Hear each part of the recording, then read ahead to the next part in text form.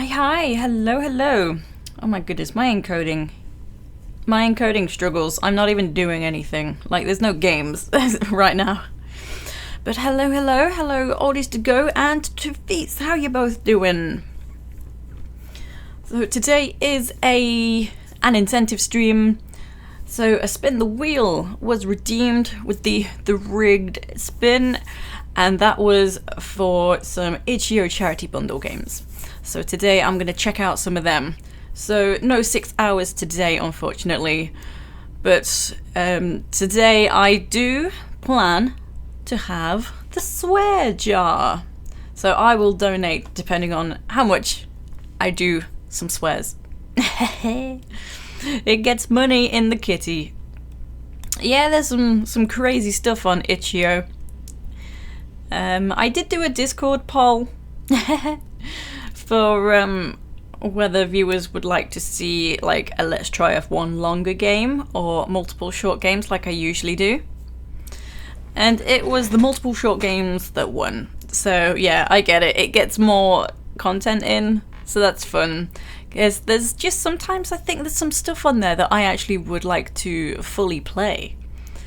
Because if I ever do a let's try and it's been a good one, then I'm not opposed to finishing the game, like putting it on the, you know, games to be streamed list, the coming up list.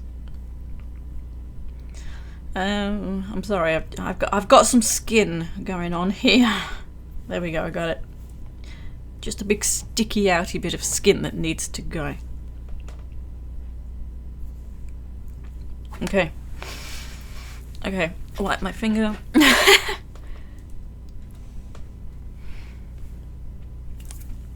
Are we ready? So I do have some intriguing games. Well, I think they might be intriguing. We'll see. So I have two long-ish, like an hour-ish games, and then two very short games, and then kind of maybe a let's try to finish us off. Like, may just have a 30-minute chance for that. Yeah, those bits of skin, they can be annoying. I'm doing good, thank you, oldies. Will 1996, welcome in, how you doing? So first on the list, I think I'll do like one of the super shorter ones to begin with. I wasn't sure whether to do a short one to begin with or not. I don't know what my controller will do for me, because I do very much prefer a controller. You're good, good. Finally writing a master's thesis. Wanna kill yourself? Oh no.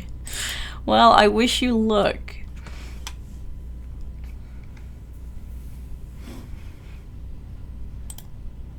Okay. We got the swear jar. So the first game today is called 1365, or, you know, 1365, however that is to be said, I don't really know. There is a bit of a disclaimer. Content warning, 1365 contains themes of depression, anxiety, and suicidal ideation. Please stay safe. So a bit of a trigger warning before we begin. Yeah, year or random number. I don't think it's a year. It doesn't look like a year.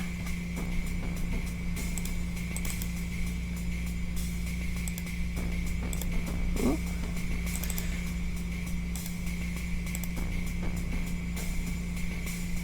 Just trying to capture.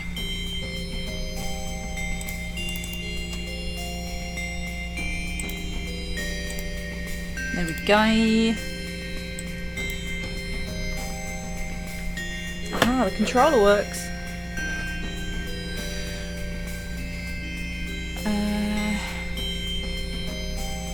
Oh. There's no... Oh, game speed? What? Well, I hope it's not too loud. I can't really... Well, that didn't even turn the music off.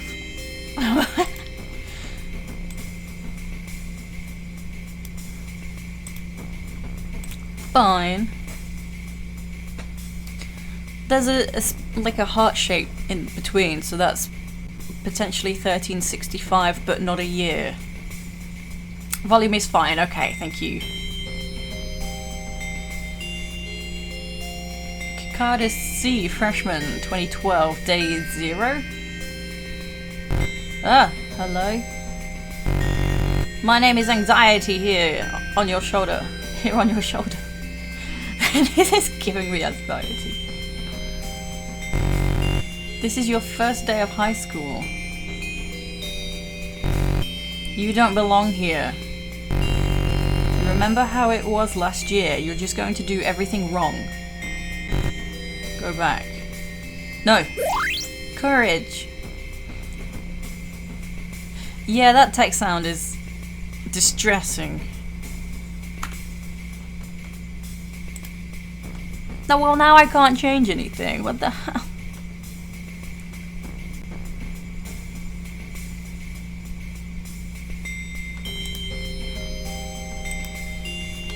Yeah, that's annoying. Looks to be named after the number of days this person was in school for. Maybe. I'm sorry it is going to be a little bit loud. Oh no, look at these! Dysphoria and guilt. I don't think you understand. I'm just trying to protect you. I don't want to run into these. I can't actually jump. Oh, what did I press? It's dangerous. You'll allow it. Aha. They'll hurt you, but you can't avoid them. The only way out is to give up.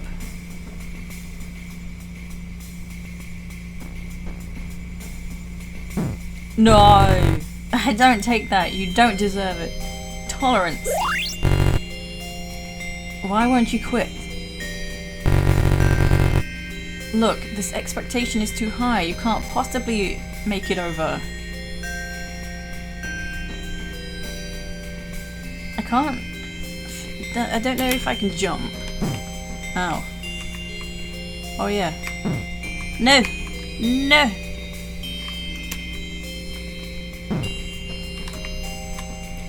Oh, I'm on the lockers. Yeah. There's no point. Stop.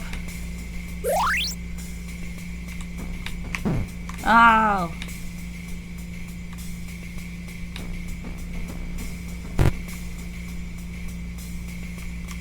It's gonna be tough. Oh no. Are you listening? Do I have health? I can't quite figure out my health. Oh. You can't get it. Know that you deserve it anyways. It's too high. Ugh. Oh, what is that?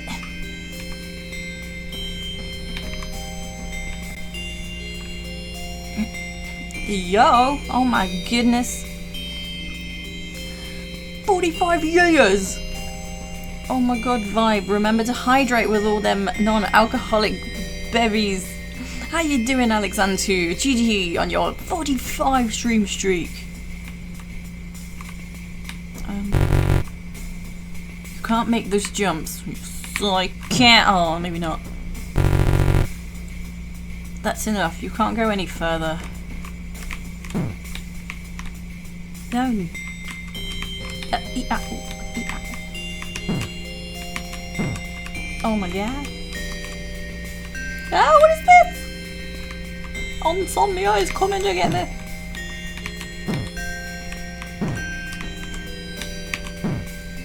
Oh my god, how am I overshooting so badly?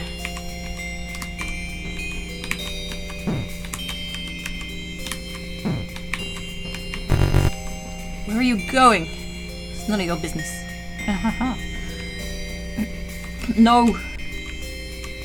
Oh my god. I can't avoid it.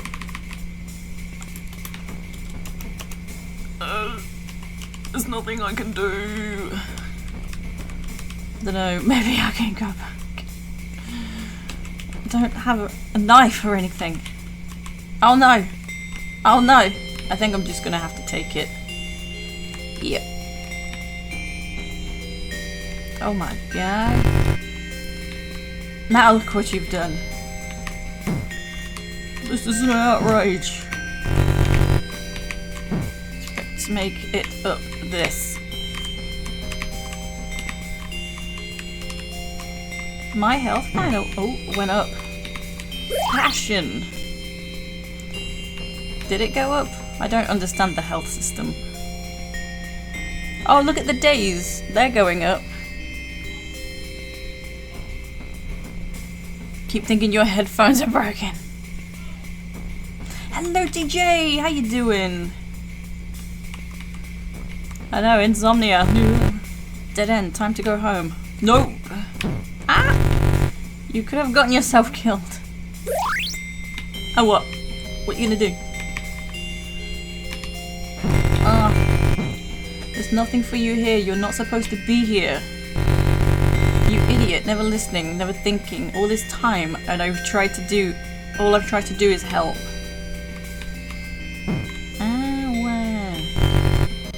Well, enough of that, I say. What's this insomnia doing? Get back down there, lad. Ah! Fall. Oh no, I've fallen into a dark place. Isn't this lovely? See where your disobedience got you. Confidence. It's hilarious that you're still trying.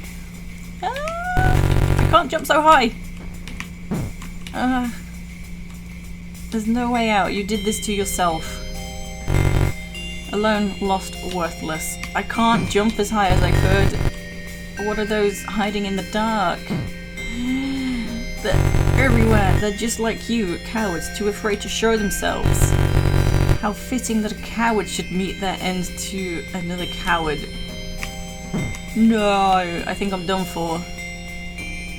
I mean, I don't think I'm getting past that in the slightest. So maybe the idea is to get to 1365. That just seems too tough. I think I will end this one here. It's interesting. It's loud. But honestly, that looked like it got really tough there. But yeah, that's the premise of the game. I'm wondering if mayhaps there might be a walkthrough. I'm curious because it looked like if it's to do with the numbers of days, I may have been close to the end.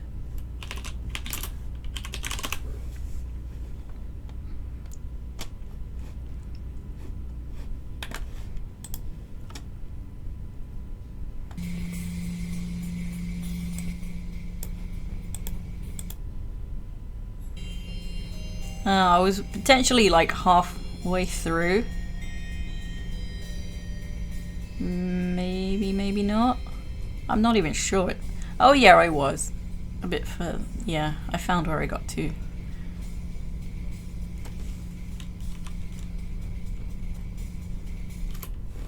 So let's just take a peek at the end.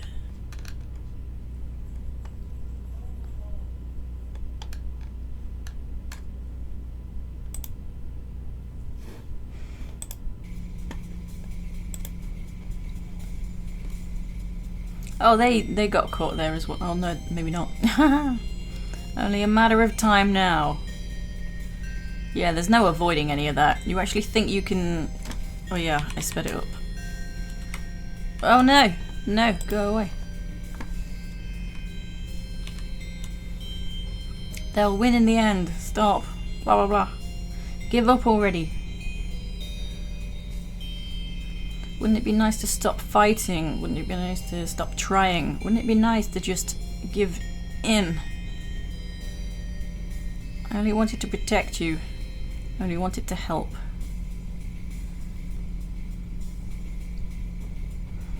That 1,365 days. Ways to say goodbye. Days, but you're still alive.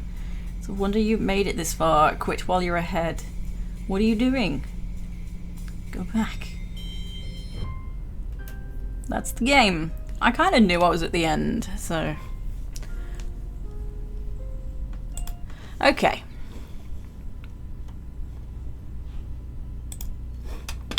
Cool. Yeah, close enough. So next on the list is a game called Bonbon. So kind of spooky.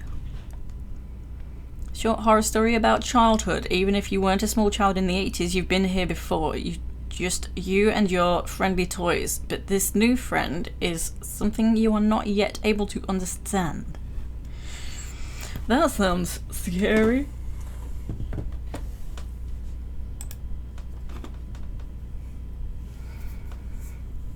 I also feel like I don't know how long I might stream today, just because it's Holo Taco launch day and I want to check it out.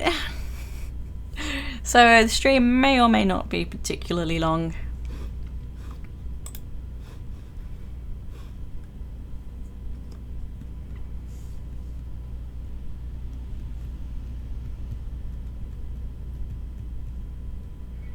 It's I don't know what it's doing.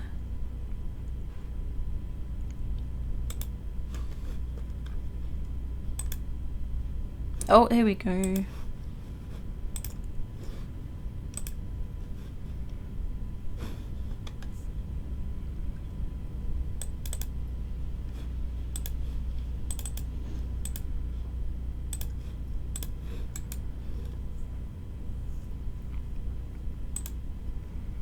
Oh, why is that enormous?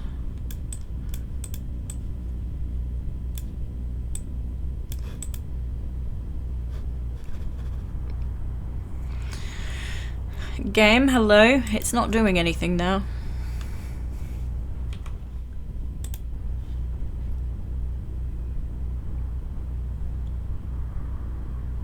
Oh, I can hear something.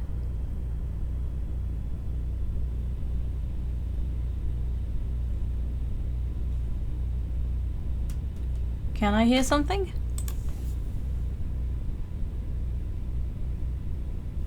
I don't know. Let me close it and try again.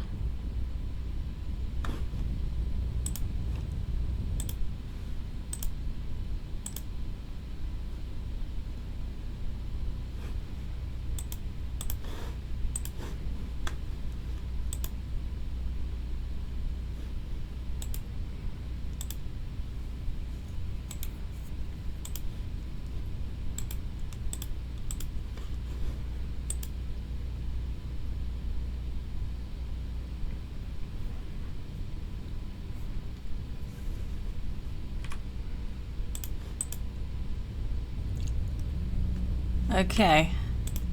Oh, God's sake. There we go. We got it.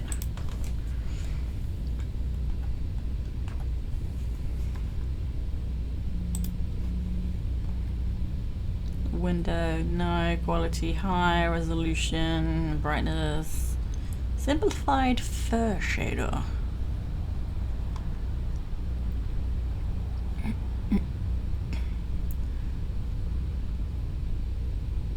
Okay, 0 head bob, please, thanks.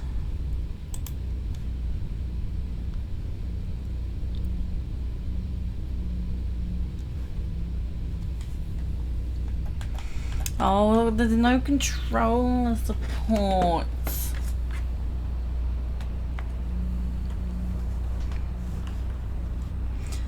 Controls. Toddle. Why is it called that? Not movement. We toddle in this game. I know, no controller support. We only toddle in this establishment. So WASD, mouse, pick up, left, drop throw, also left. Hello Snowy, how you doing? I know, toddle. Rotate. R plus WASD. Talk to toys. Seems simple enough. Oh my god. Excuse me. Oh my god. I had a toy like that. I had a toy like that. This exact toy.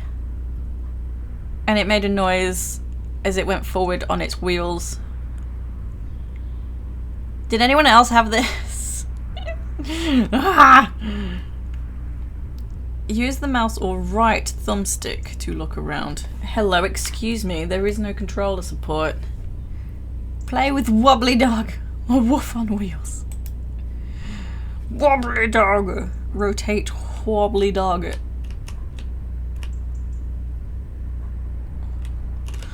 Wobbly Dog. Say hello, Wobbly Dog. I don't think we should ever talk again. Give Wobbly Dog a big push. It was more of a throw than a push, but okay. My mouse sensitivity is lacking. It's very slow. I can't change that.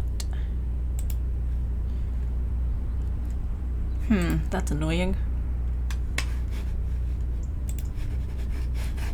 I'm really like moving the mouse from side to side here. Oh, there we go. I think I was on the ground. Okay. Carrying toys is hard work for little hands. Remember, you can throw and push as well. It's time to come inside, love. Don't leave your new balls outside. You'll lose them. Shut up, Mom. Find all 4 balls and put them inside the house for Mummy. Play with Buzzy the Spade.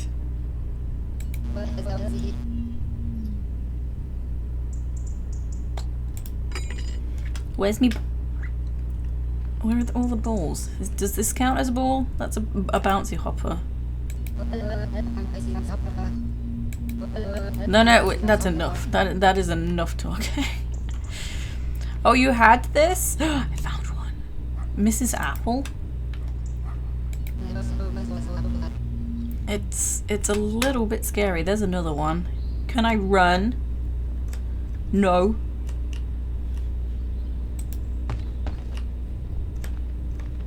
What the fuck is this? Oh, that's a swear. What is it?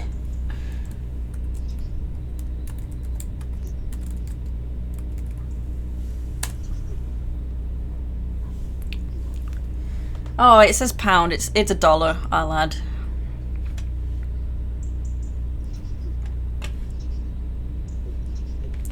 I do not like. Ugh. Oh, it doesn't. Oh my god. Whoa. Why am I on the ground? I was pulled over by some invisible force. I do not want any Avon. Thank you. Wait, I've lost it. No, don't go back near there. No, no. Come here. Yeah, we fell down.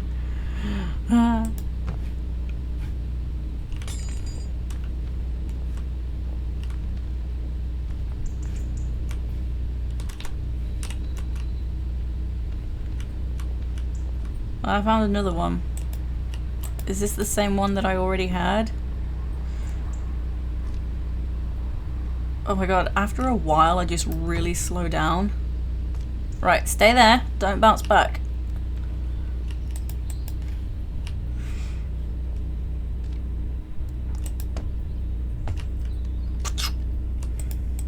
No, come here. I'm scared of throwing them because then they'll...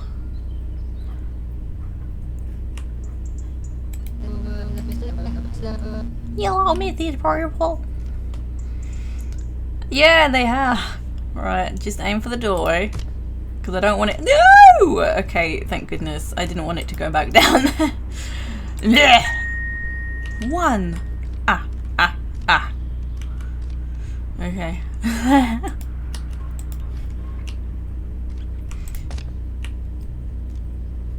No, don't fall down. Oof.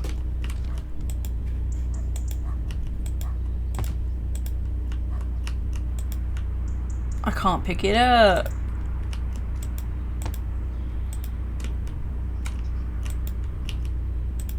Okay, got it. Ugh. 2.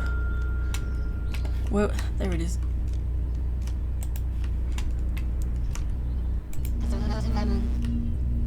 I don't know where the other ball might be.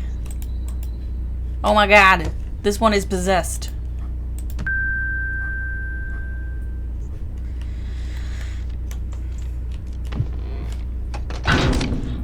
Oh my goodness. Ah, it's got my ball! Mummy! Mummy! Mummy! Use your new balls. Bring them inside, please.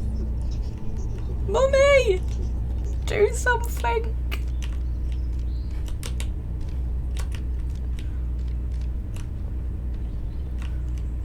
Where's it gone? Where did it go? Oh, I've lost it. Oh, it's in there. Oh god. This is messed up.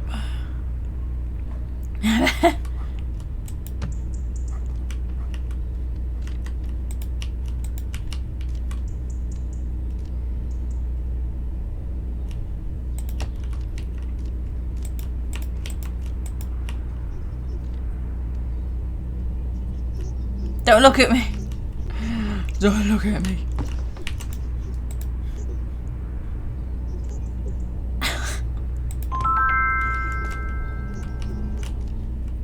Oh my god.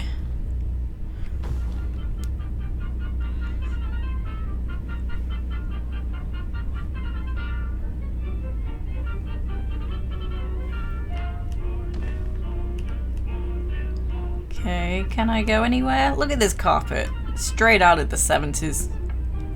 This is what your grandparents had. Hello, tiny lady.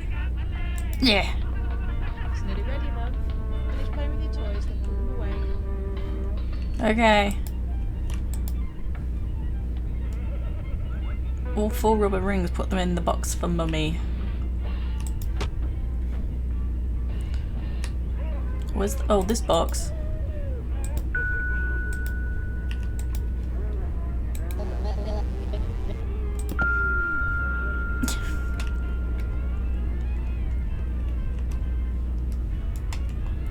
I feel like any moment there's going to be a horrible face at the window.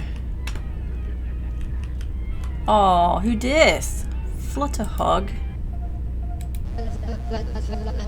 Hello, Flutterhog. Who leaves an ashtray down at this level so a child can just eat it?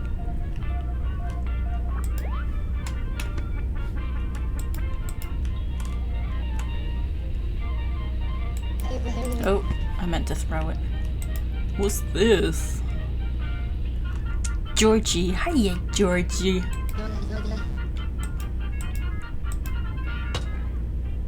Oh.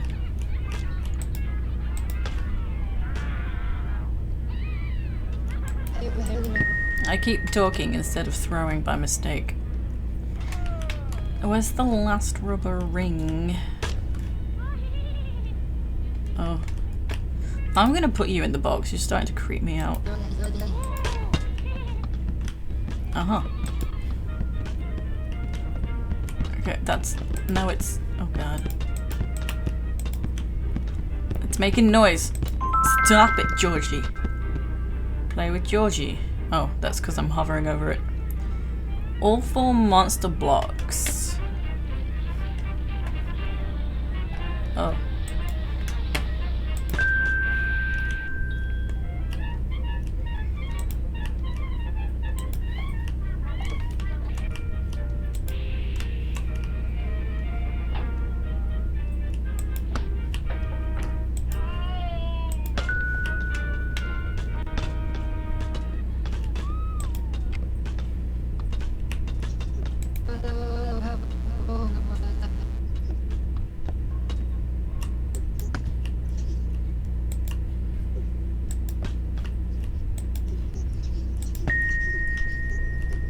Oh my fucking god. Okay, that's another sweat.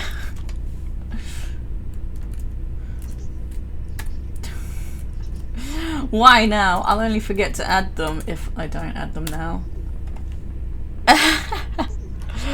Are there any blocks back there, my dude? I'm looking for some blocks. Or dudette, I think it might be female. Mom!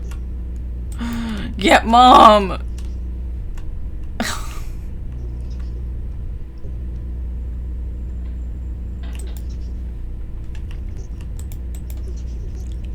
It made you scream. Ugh.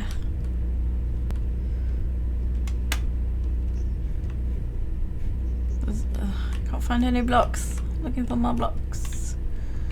Oh. Oh, where am I? I've disappeared into a void.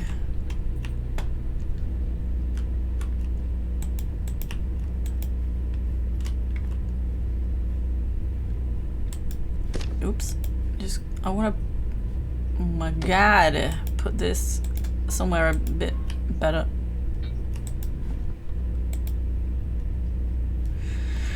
I don't know where one of the blocks is. Oh, maybe behind the sofa. No.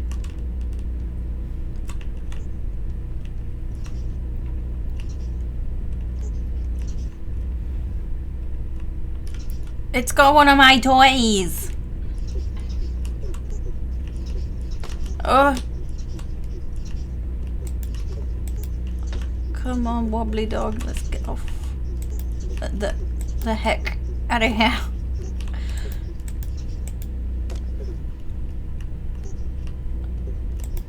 Gonna grab this. Just this. Is this one of the blocks? Because it's got the same kind of face.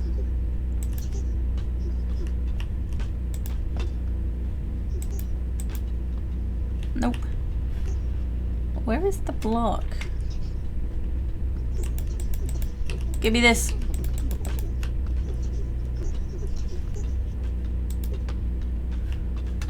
I don't know where one of the blocks is. That's suspicious. I think it said tiny people. Oh, did it check? I thought I was looking for one final block. Well, thank you for noticing. There we go. Oh, come on. How's that not in? Okay. Get out. Come here. Oh my god. This is poo-poo.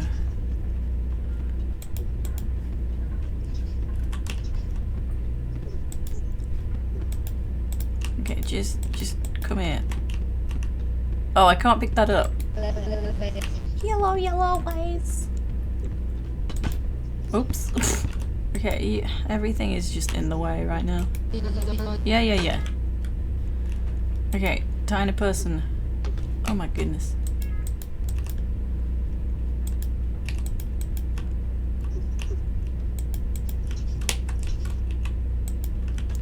Oh, it's not cool how things easily get stuck. Okay, wobbly dog, come here. You I think. Oh my god.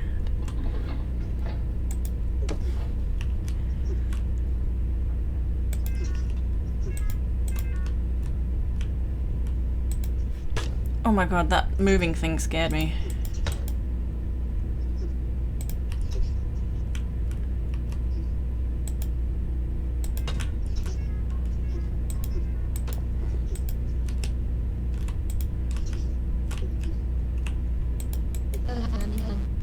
It's getting stuck further in there.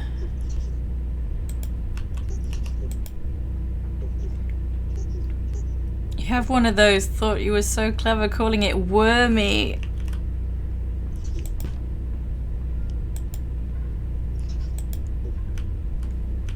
I can't get these. They're stuck.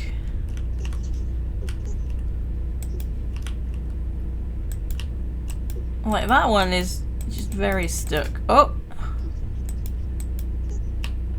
Now it's even more stuck.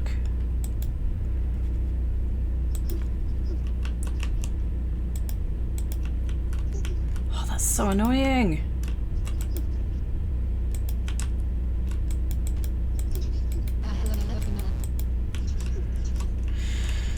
Yeah, what am I supposed to do? Oops. Like, I can't even move this teapot.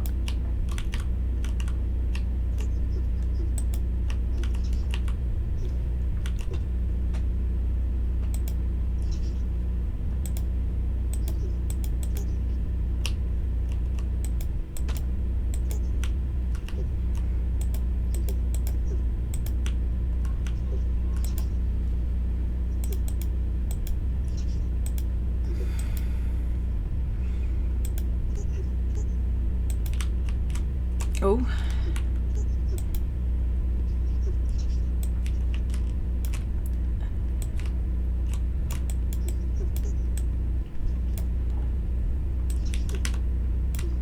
I'm trying to rotate it.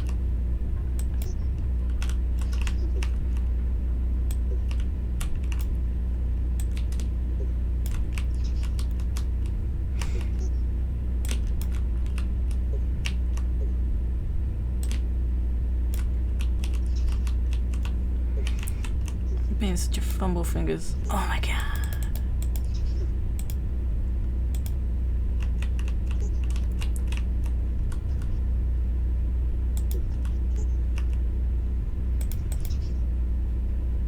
This is poopy pants.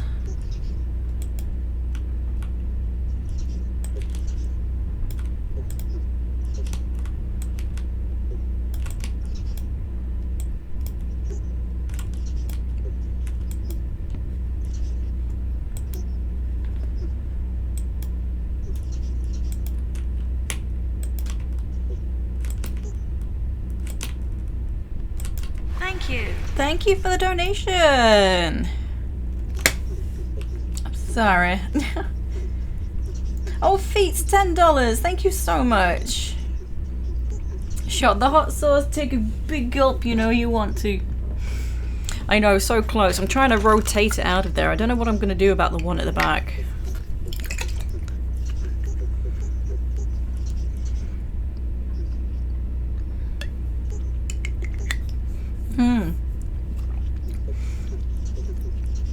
That was the biggest gulp I ever did have. Oh my god, I don't know why I had that much. Like I'm chugging an actual shot. Thank you, Fees. Ooh.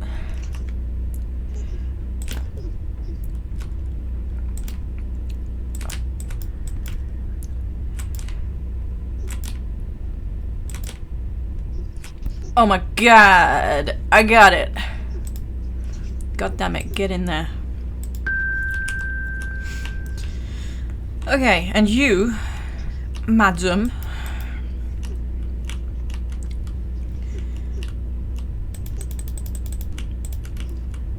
We've done it! Yeah, we just...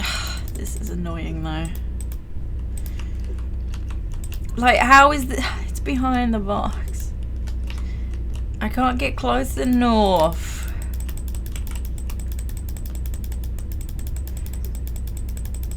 Oh.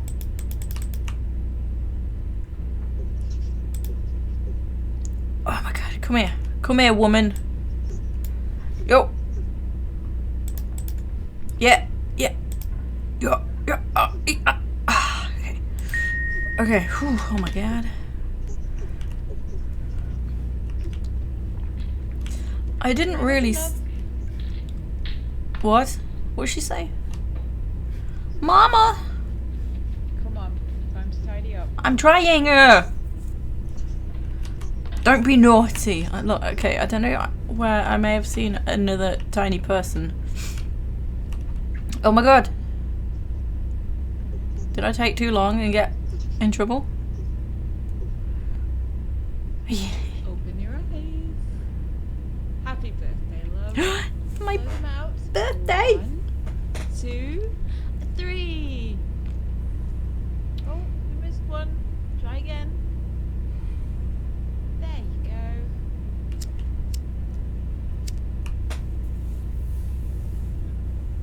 Now, a big birthday slice for you and... Happy birthday! I suppose that'll be your father.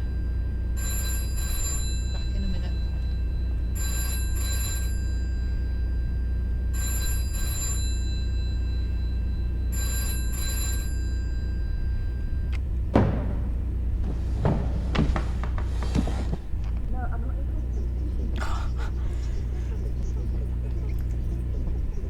Oh, this is Bonbon. Hello, Bonbon.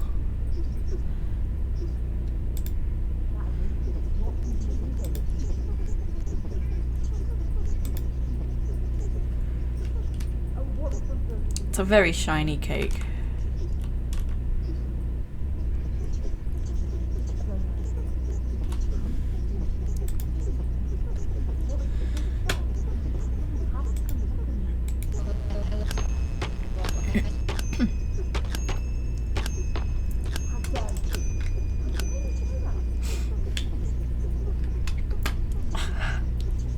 Steal the cake. Answer the phone, mummy. Who has a B-day? Have a happy one. It's our character that we're playing. It's their birthday. We have birthday cake.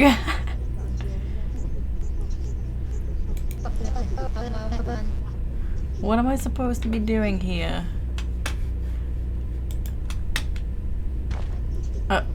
Okay, I think I somehow did that. Ew! You want some more cake? Mommy's gonna be well mad. She's gonna think we've eaten all this cake. No? Yes? No? No? Oh, okay. Okay. Nom nom nom nom nom. Say no, Bonbon! Oh my god. Okay, you want some more cake? Ew.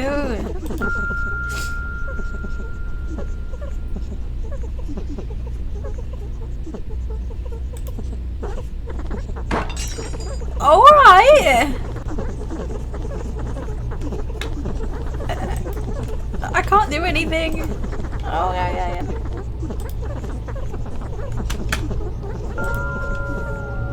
I'm a little bit scared.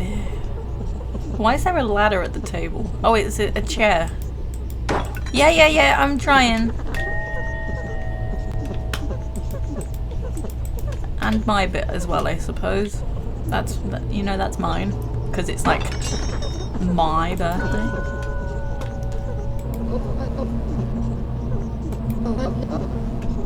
Bad Bonbon. It's over there. I can't reach it. You're closer. Who do you think you are? You're closest. Mom. I can't. I can't even. Can't do nothing. I can't grab the cake. I'm just a little boy. Say go away, Bonbon. Go away.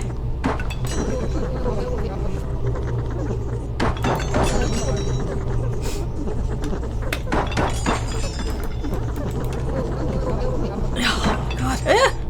Okay.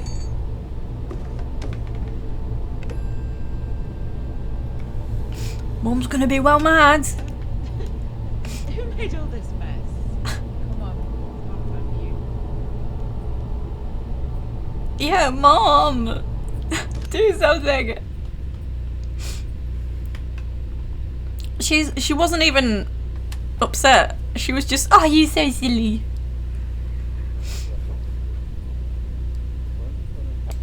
Once upon a time, there was an old miller who had two children who were twins. The boy twin was named Hans, and he was very greedy. The girl twin was named Hilda, and she was Is very my daddy lazy. here? Hans and Hilda had no mother. She died whilst giving birth to their third sibling named Engel, who had been sent away to live with the gypsies. Hans and Hilda were never allowed out of the mill, even when the miller went away to the market. One day, Can't really do Hans anything was here. especially greedy, and Hilda was especially lazy. And the old miller wept with anger as he left them in the cellar to teach them to be good. Let us try to escape and live with the gypsies, said Hans, and Hilda agreed. While they were looking for a way out, a big brown rat came out from behind the log pile. I will help you to escape and show you the way to the gypsies' camp, said the big brown rat, if you bring me all of your father's grain. So Hans and Hilda waited until their father let them out. And the next day, when the miller went to market and left the children locked up inside the mill, they carried all the grain down to the cellar. The big brown rat gobbled up the grain until there was none left, and then went to sleep behind the log pile. When the miller came home and found out, he declared that he was ruined and that they would all starve to death, and he locked the children in the cellar and wept with fear as he turned the key. The big brown rat was waiting. "I will only help the boy child to escape and show him the way to the gypsies' camp," said the big brown rat, "because the girl child will stay behind and be my wife. Come back once you've organized the wedding. Once I've escaped, I'll find our brother Engel and lead him back to rescue you," whispered Hans to Hilda. So Hans and Hilda waited until their father let them out. The next day, when the miller was out bartering for new grain, he made a trail of breadcrumbs all round the mill and into the cellar to show the wedding guests where to go. They took the most important pages out of the hymnal so that the priest would have the right words to say.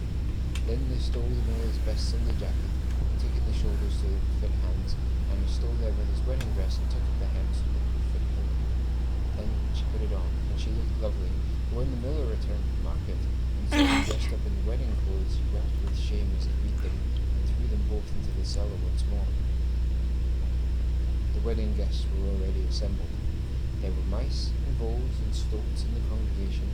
The choir was made up of crows who were already singing. The registrar was a big fat spider with spectacles on, and the priest was a long grey weasel who was busy rehearsing the right words for the hymn. Hans walked Hilda down the aisle, and the big brown rat was waiting. The weasel said, "Do you accept this offered bond, binding and inescapable holy matrimony, Hilda girl child?" Hilda looked at Hans, who nodded as if to remind her that he would rescue her. "I do," said Hilda. The weasel said, "Do you take this innocent young hand for your very own, Engel monstrous rat baby?" "I do," said the big brown rat, before anyone could interrupt.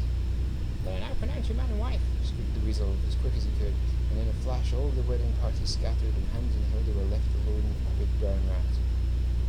"I don't understand," said Hans. The big brown rat pushed Hans through a secret tunnel that led down to the riverbank, but Hans escaped and ran off and became a beggar. Of course, he never found his brother Engel, and never rescued Hilda. The old miller finally hung himself, but nobody minded. And Hilda died whilst giving birth to a beautiful litter of 13 baby rats, who grew fat on the miller's grain and lived happily ever after. Hello, Kitty. How you doing? This is the weirdest thing ever. That was quite some bedtime story there. That was distressing. Oh.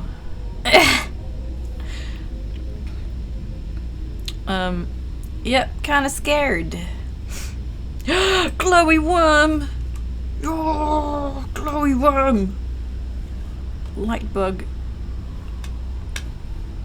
Okay. Using this as a source of light. Oh my god. Oh, thank you, Kitty. Like Lara Croft with her hair down. That's what it made you think of. Oh, thank you. Oh my god, there's some sort of ritual having going on over here. I forgot that was a thing. Okay. Okay. So what's going on here, lads? No, what have you done to Wobbly Dog? Oh my god! Wobbly Dog! Effing chat.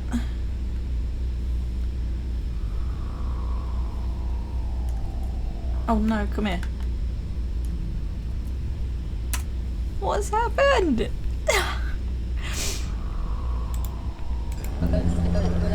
I don't know why the talking is this messed up. We give them back, that's not yours. Koala llama.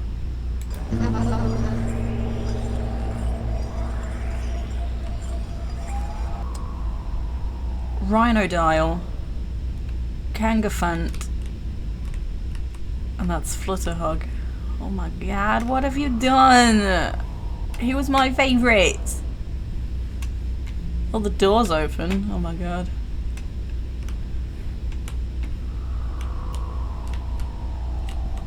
What's on the roof? Oh, it's an antenna. Oh my god. Okay. All these tiny people were not here a moment ago. Oh my god, what's happening?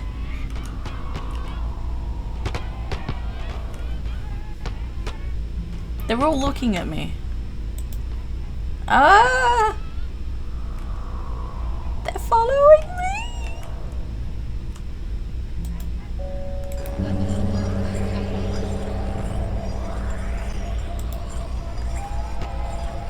There was a weird... I picked it up. Maybe not. It looked like there was some sort of ghost coming out of it. Its soul was leaving its body.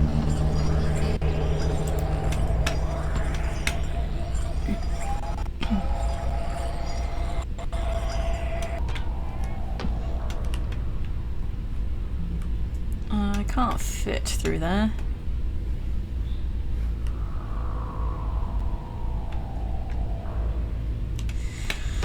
Oh my god. I don't know what to do. Just kick them around. Hello Dave, how you doing?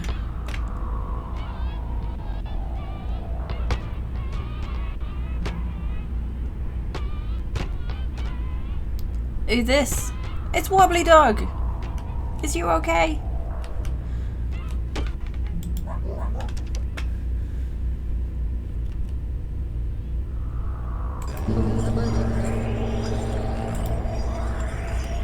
Doing good, innit? Good, good. Lead the way, Wobbly Dog. Oh god, the little people are coming.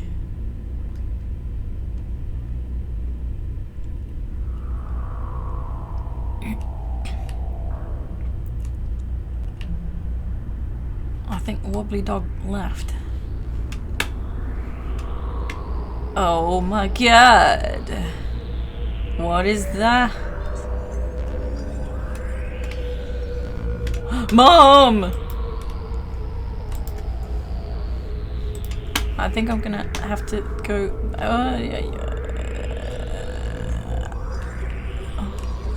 I have nowhere else to go. Forgot your coffee! There is nowhere else to go. Okay.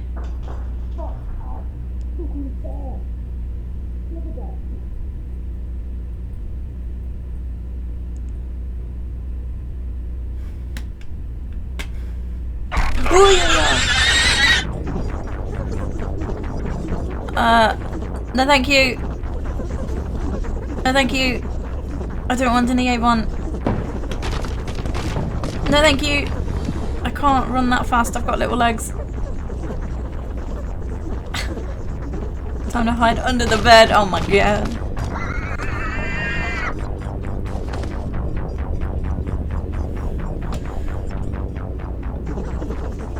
Hide.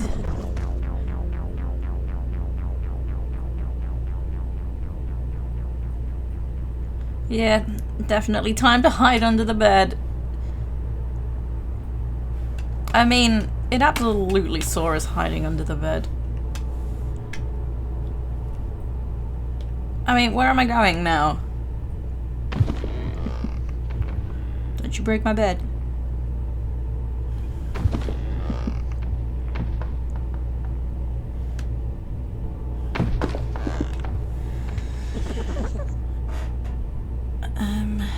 It's like it's waiting for me to get from underneath and it's gonna snatch me up.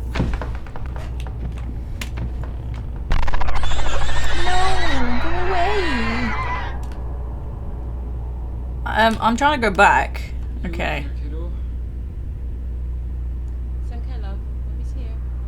What's he doing in Take it downstairs. Yeah, I didn't either. here? No, kiddo.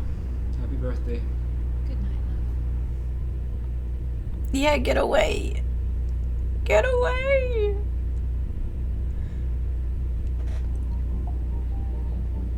Oh right, that's the game. Bit different.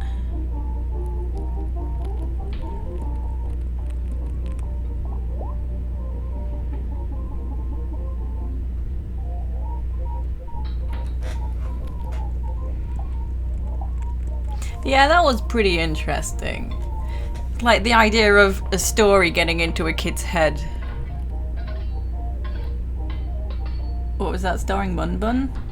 Lazy old ruby-eyed, Dumbo-eared, champagne Siamese, and I couldn't even read the rest in time.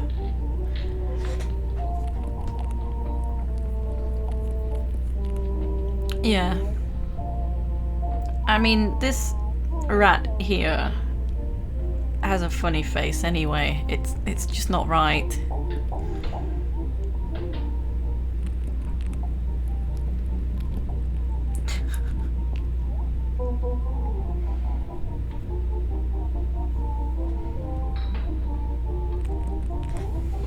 Bonbon. Okay. Yeah, the snout should be longer. It looks very strange. Yeah. Okay. Okay. Next game today. Another short game. Guppy. Which is kind of just a moving around kind of game.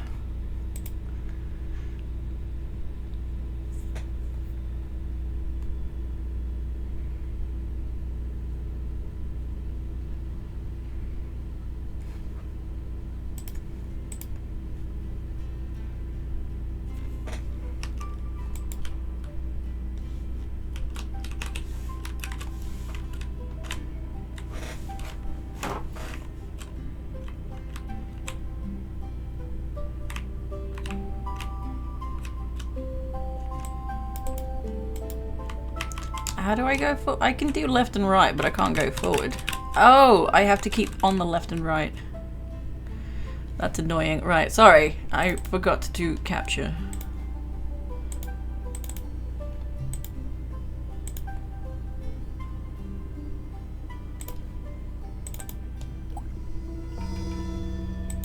What? I'm not ready.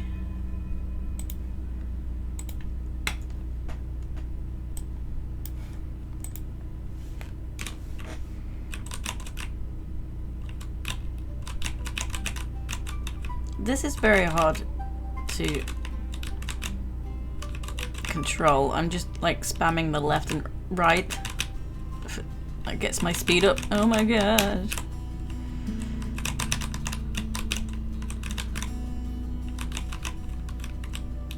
But like, yeah, I think this is the game. Oh my god.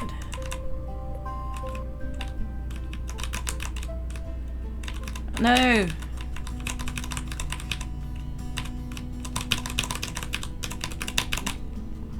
No. I think I need to eat and then that gets me bigger. Oh, that's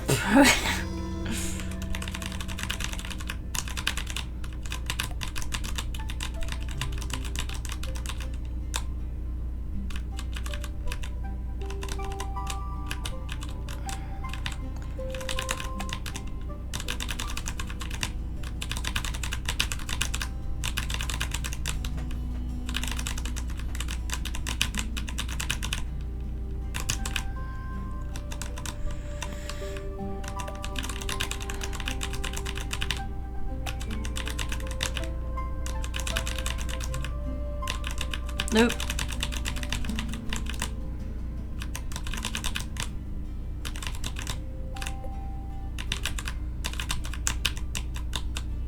No!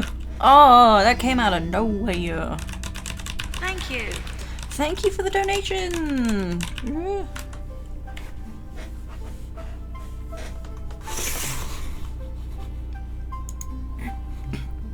$15 from Anonymous.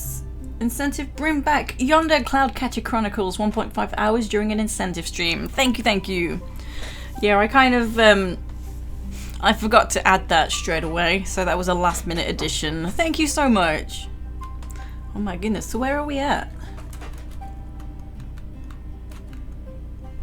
675, so we are halfway, well, halfway from today's session to the 6-hour live stream next week. So every $50 marker, I'm gonna do a 6-hour live stream for the weekends, so $25 away. Thank you so much.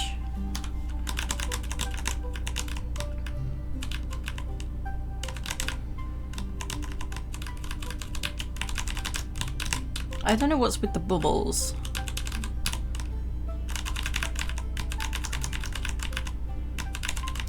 Like, the controls are very strange. But it's something, like, you kind of get used to, I suppose. You can turn the predators off, I know that much. But then it's like, well, you know, that...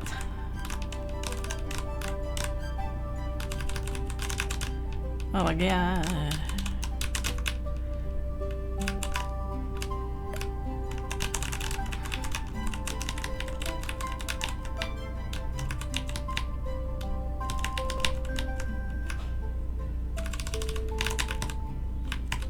Gotcha.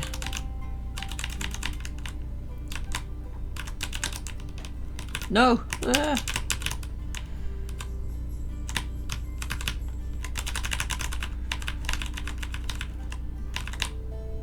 I can't tell if these make me grow.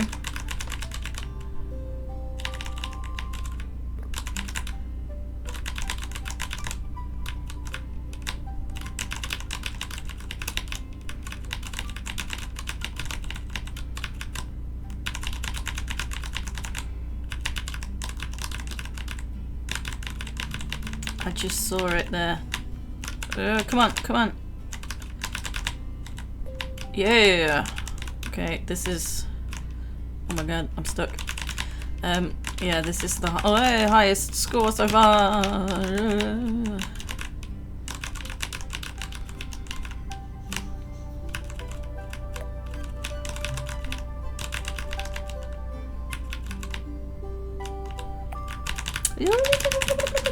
There's 2 of them.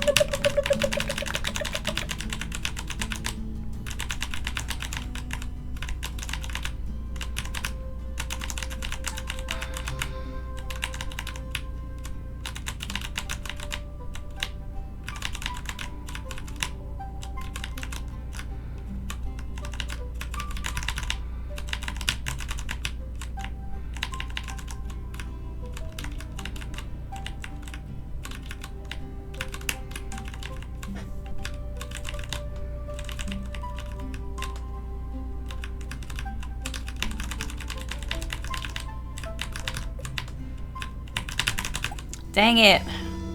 High score of 8. Not bad, not bad. I can't tell if I'm growing.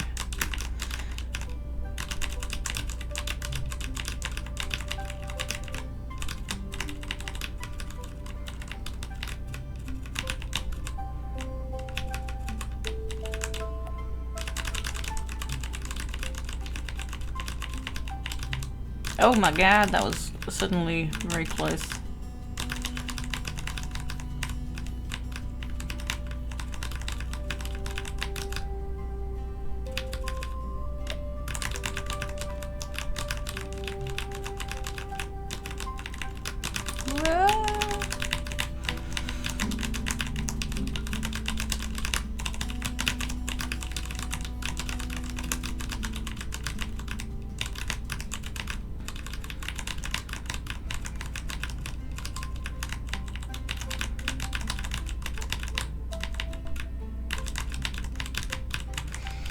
Fly! There's one.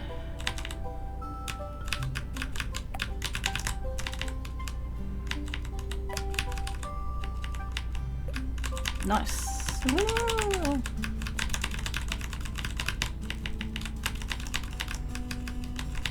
Aha!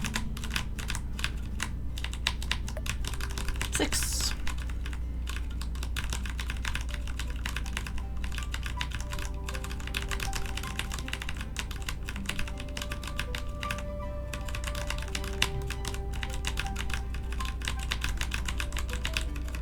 Nope.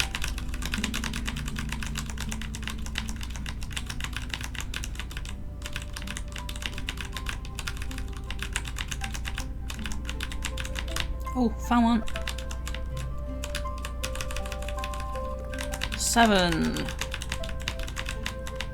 8. Oh.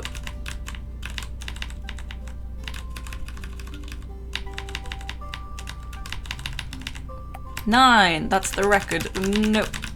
No! Oh my god, where did you come from? Yeah, okay. So I think that's the game, and I think I'll move on from the game. That's cute though. So yeah, that's kind of all there is. So yeah, that's enough of that one. Nice to take a look though. Yeah, pretty cool. Interesting. And I think you can turn the predators off if you just want to have a casual swim around, which is nice. Next up, I'm flying through these. I didn't really mean to. A Mortician's Tale.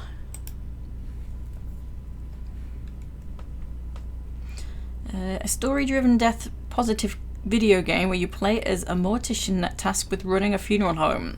Take on the role of recent funeral direction graduate Charlie as she learns the ropes of the business industry, prepare the bodies of the deceased via embalming or cremation, attend their funerals and listen to their loved ones' stories, and interact with Charlie's co-workers, clients and bosses. An informative, honest and sometimes humorous look at the current state of and the future of the Western death industry. Okay. So I feel like I've chosen a bunch of morbid games.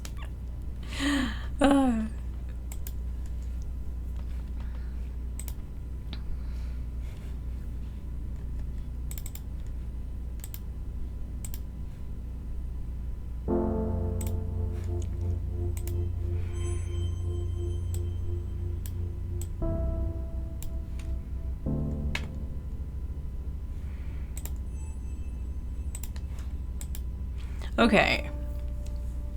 Yeah, it does sound pretty interesting. September 14th, 10:15 AM.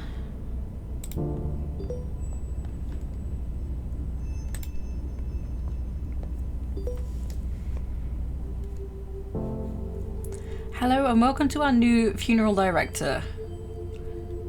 From Matthew Jeffrey to Charlie. Very pink menu screen. There, not the colour I'd associate with a mortician. Yes.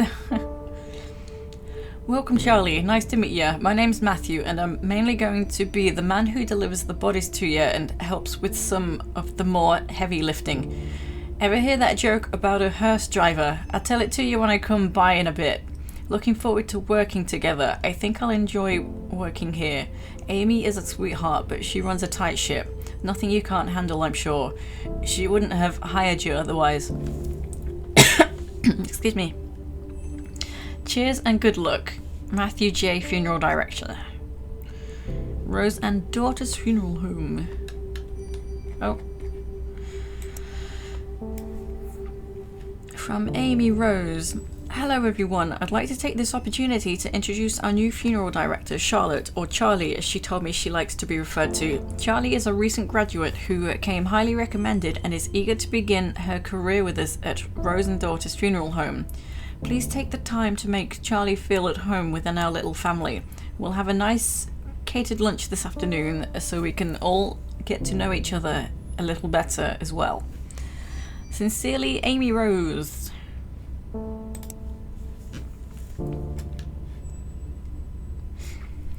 Today's tasks. Hello Charlie, hope you're settled in okay so far. Matthew should have dropped off your first body for you to work on. He said you were really friendly and he's glad to have someone young and lively to work with. You'll get used to his sense of humour. Your first body is Mrs. Garcia, an elderly woman who died suddenly of a heart attack. The family has asked for a closed casket funeral, so no embalming or body preparation is necessary. The family seems a little bit more united than previous families we've dealt with. It's strange how grief affects people differently. Perhaps having more time to say goodbye makes things a bit easier, if that's possible. That being said, although you will not be embalming Mrs. Garcia, I do think it's important to take the time to clean her body. No one is going to see her body, but I like to encourage my funeral directors to do this out of respect for the deceased and to their loved ones. You'll find Mrs. Garcia in the prep room. Talk soon.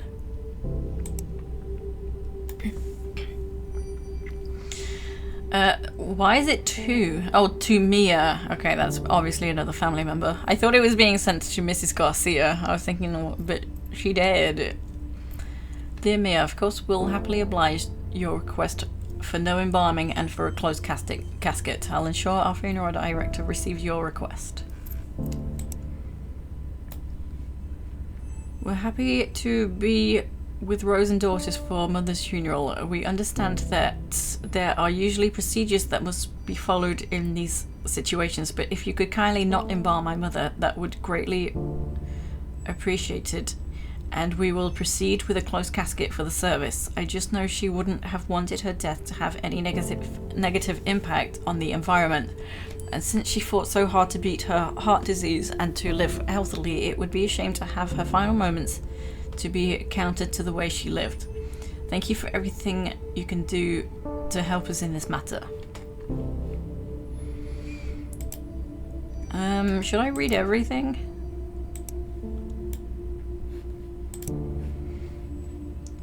Well, you're new here, so it's probably best I explain where everything is. In your office/preparation room, you'll find your cremation station.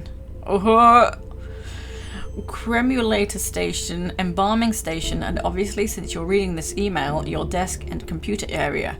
I know you have experience working with these stations, but please let me know if you have any questions. Was that everything? Yeah. From Jen Love. Cremation station! I guess my subject lines to you should start being more professional now that we are business professionals. I can't wait to get your reply so I can see your fancy new email signature. I love that you were able to land this gig straight after graduating. It sounds super cool. I didn't even know mom and pop funeral homes were a thing until now. Guess it's just not something I really think that much about. I should look more into this, learn more about your world and industry, because as I said, you're now a very serious professional. Speaking of being a professional, my museum gig is amazing. I can't believe somebody paid me to move to London and not London on. Serial killer capital of Canada. Oh, O-N? Like the place? What? To work in a museum, like, this is confusing me a bit. Like, take that, everyone who said I couldn't get a job with an art history degree. I'll tell you more about it when we Skype. My stories require you to see my face and that you hear my excellent British accent impersonation. Also, I signed up for a funerals monthly newsletter. Consider it your graduation gift. I love you. I'm super proud of you. Gift. Love you, love you, love you. Okay. Ontario, maybe. Yeah. Because it was Canada, wasn't it? Maybe. Yeah, capital. Serial killer capital. Yeah, it could be Ontario. Thanks for subscribing. Each month we bring you a new newsletter featuring a topic pertaining to the death industry. This month is all about good etiquette for attending a funeral. I really can't believe we have to write this one, but since we said we'll answer your most popular questions, here we are, because this is definitely one of the most popular questions. Funerals are a hard time, and we understand that, but here are some quick and easy rules to remember for being respectful at a funeral. Generally, following the guidelines of don't be a jerk should work. 1. Don't be on your cell phone. We understand you're busy, but there's a time and place to disengage. If you have to be on your cell phone, don't do so inside the funeral home. Number 2, don't be loud and obnoxious. You can share happy stories, but other people are also grieving and working through their own healing process. Being quiet gives other people space they might need. 3. Don't get drunk. Everyone can deal with their feelings in their own ways. Just remember to be respectful when with the grieving family and friends. Happily reminisce. Sometimes remembering happy moments and positive experiences with the deceased can be a productive part of the healing process. Give condolences. It's not easy knowing what to say to someone, but even a simple "I'm thinking of you" can go a long way. 6. Dress appropriately. What this looks like will change based on the customs of the deceased and their culture, but always dress in a way that shows respect to the deceased and their grieving family. What happened to number 7? 8. Give a gift or sign the registration book. This can be flowers or a nice card, but it's the thought that counts here. Sometimes this can be even just cooking dinner for the grieving family.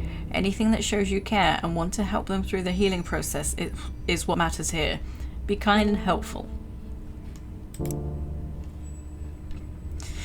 Look, TJ.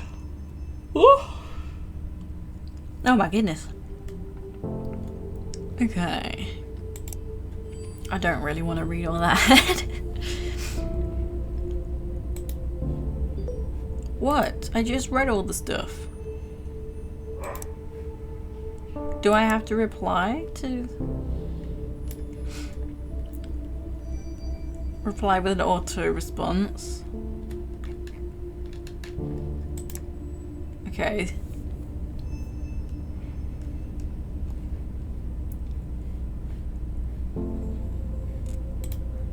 The soundtrack is very soothing.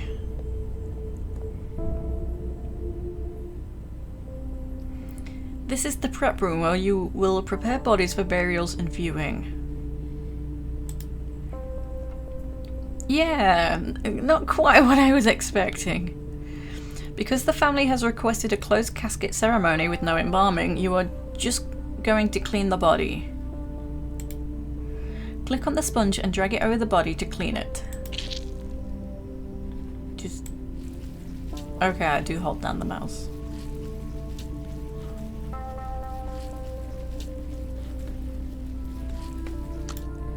That's it, you're done. Mrs. Garcia will be sent to Mike, who will take care of dressing and putting her in the casket. It's time to go to Mrs. Garcia's funeral. You are responsible for taking care of the deceased's body, but it is also important to pay your respects to their loved ones. Follow the arrow to head to the funeral parlor. Okay.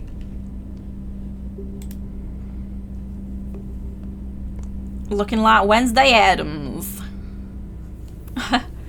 Reminds me to play Power Wash Simulator sometime.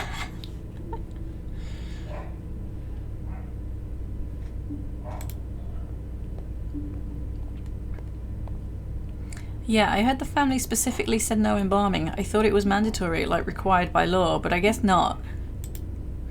Embalming weirds me out. Do those chemicals leach into the ground? Seems strange to be using a chemical that is known to cause cancer and putting it into the ground like that. Or into the sewer. That's what they must do with the leftover formaldehyde, right? Just pour it down the drain? At least embalming guarantees you won't be buried alive. Hee, stop it. Don't make me laugh right now.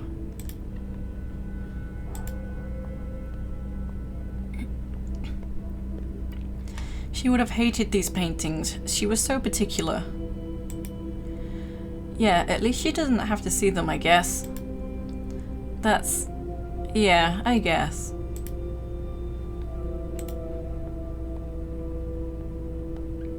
I hate wearing pantyhose. My legs are so itchy, but it's always so cold in these funeral homes. I think I might actually miss those sweaters she used to knit for me now. Aww. Mummy, I'm hungry. When can we go?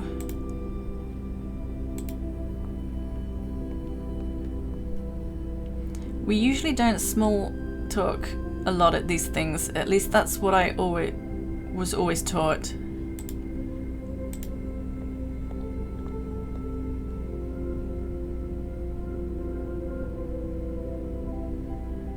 Am I done here? I spoke to everyone and I went to the casket.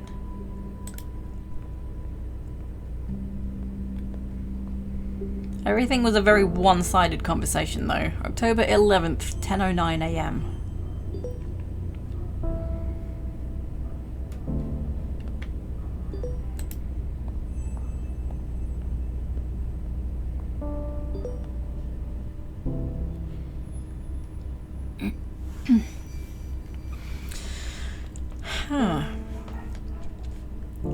So frustrated right now. Who's Jennifer Valentine? Okay, so let me explain this in a bit more detail. A colleague and I were discussing the tight laces liver specimen we have here at the museum. Oh, Jen Love. So this must be like the... I think they're partners. Like a couple. It's from a woman who died in 1907, and the liver is tapered inwards from what the tapered inwards from what the doctor leading the autopsy believed was too tight lacing on her corset. It's fascinating because it's kind of a controversial topic. Tight lacing was super popular, and while people associated it with fainting or hysteria, it's actually been associated with visceroptosis, which is when the organs fall to the lower part of the abdomen, right?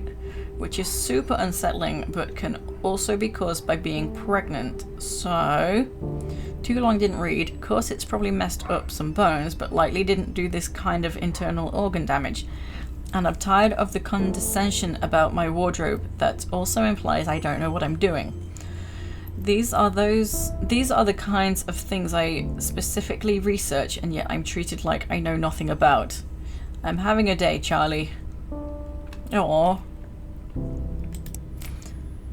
So from Amy Rose.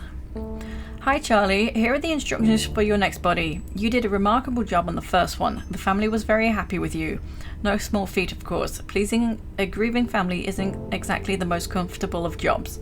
Your next job is a man named Why did I read Doctor? Man named Mr. Duval. An elderly man died of old age. Nothing fancy, just a standard funeral with embalming. You can reach out to his daughter Lizzie Duval if you have any questions. She's handling her father's passing as well as can be expected. As always, don't hesitate to ask me any questions. P.S.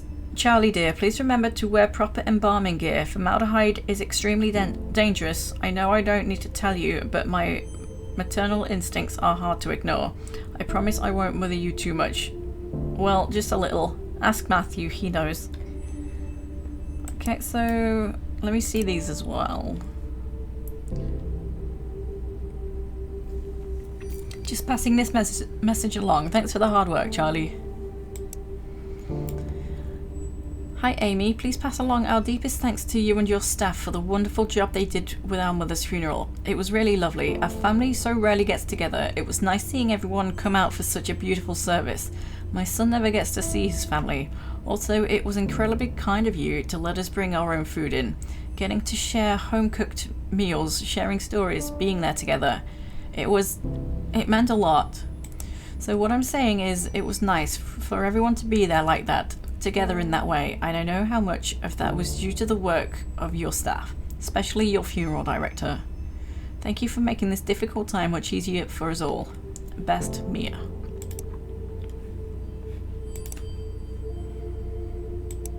Oh my god, this guy. He's a chatty guy, isn't he, this guy? Thank you for the GGs. My first day at work went well. Hey there, Charlie. I was driving around the other day, you know, taking our clients on their last trip around town, and I was thinking, strange, I know. Did I ever tell you the first time I went to a funeral? I was a teenager, about to start university, and a friend of mine was killed. In a car accident, totally out of the blue. Really tragic stuff. Messed me and my friends up real good. But, so the big day, we all got into our best suits and dresses and packed ourselves into a few cars. There were a lot of us, so we had at least 3 different cars full of us. Like clown cars, you know? Excuse me.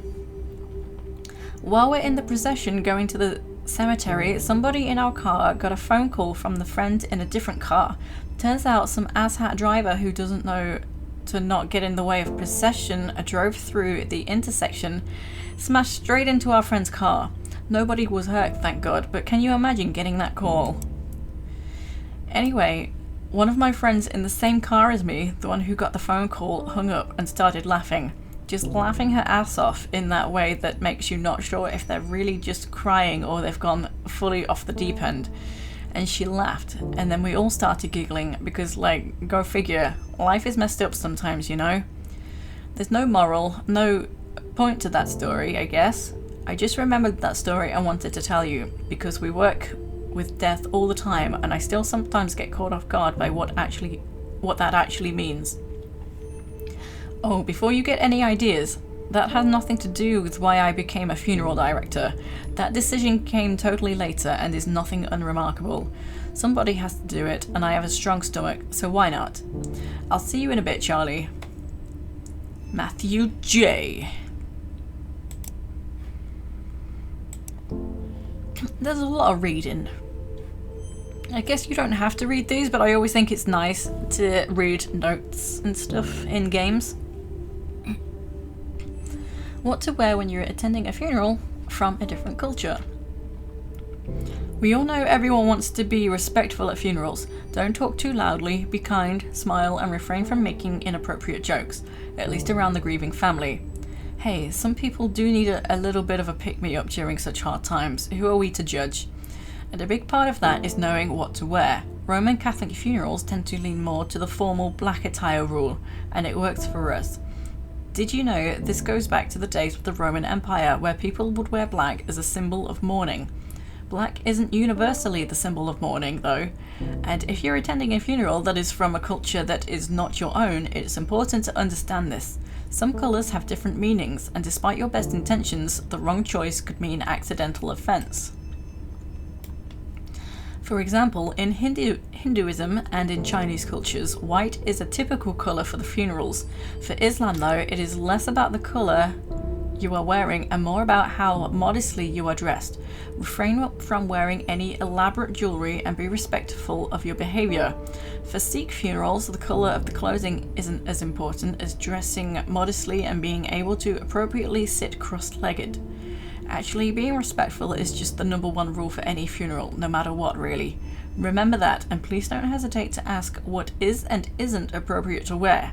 If you are attending to support a friend, a family member, or partner, this day is not about you, so be sure to do whatever you can to be as respectful and supportive as possible, even if that means not wearing what you're used to wearing at a funeral, or even if it just means asking how you can appropriately show your respects. There's a lot of grammatical errors in this. I don't know if it's translation errors or just, real quick typing errors that were missed.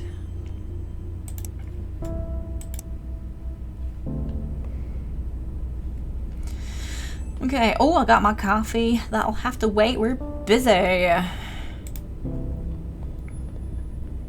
Okay, we've got the formaldehyde protection.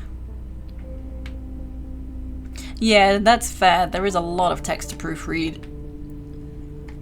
Traditional burials typically require embalming, which preserves the body and preserves it from decomposing as quickly. Unless the family requests otherwise, all traditional burials will use embalming.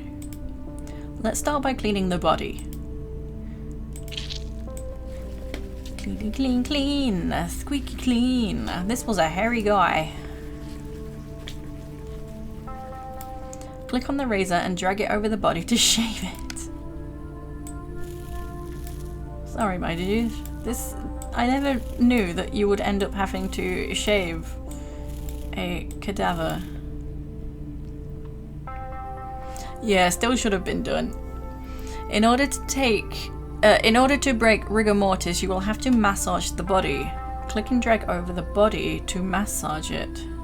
With what? What am I? Okay. Eye caps.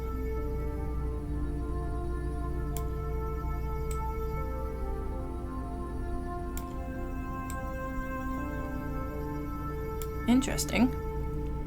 Yeah, goddamn, massage.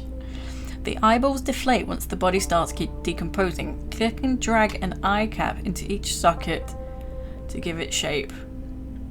Oh yeah, there's I've just seen these. They actually sometimes put them on like right underneath the eyelids, and they are spiky and they hold the eyelid skin. Or maybe unless it's to have them closed, actually, now I think about it, because you wouldn't really show a dead body with the eyes open. Yeah, so I guess they're to keep the eyes closed. They pull the skin. I guess that's what these are. Oh, those are cotton ball.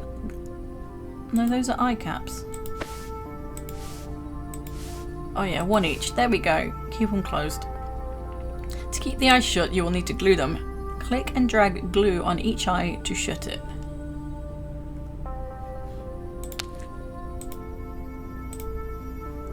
The mouth sags and hollows once the body starts decomposing. Click and drag a cotton ball into the mouth to give it shape. To keep the mouth from opening, you'll need to suture it shut. Click and drag the needle and thread over the jaw to close it. Suppose if the muscles relax, the eyes are open. Yeah, I think it's however the body was left. Like, close to death, some people would close the eyes out of respect, and so that's probably, they would remain closed naturally. But in some circumstances, you never know if there's no one around to be able to do that, and so maybe the eyes stay open.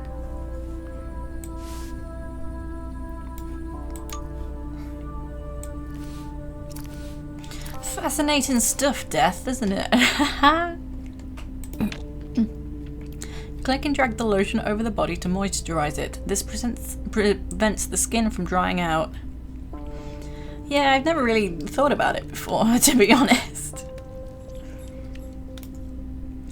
Embalming involves removing blood and replacing it with preserving chemicals. Click and drag the scalpel over the neck to make an incision. You're going to need a tube for draining the blood. Click on the tube and drag it into the neck incision. Oh my god. Yeah. Click on the cannula to drag it into the carotid artery. This is how you'll get the preserving chemicals into the bloodstream. Now you'll need to connect the embalming machine to the cannula. Grab some additional tubing and drag it to the cannula. Is it this? Why does it keep squelching? Grab some additional tubing, drag it.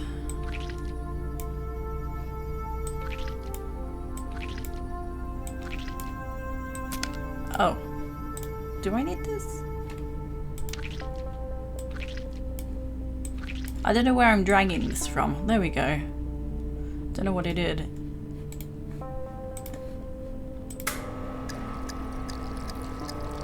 In order to evenly distribute the chemicals, you'll have to massage them through the body. Click and drag over the body to massage it.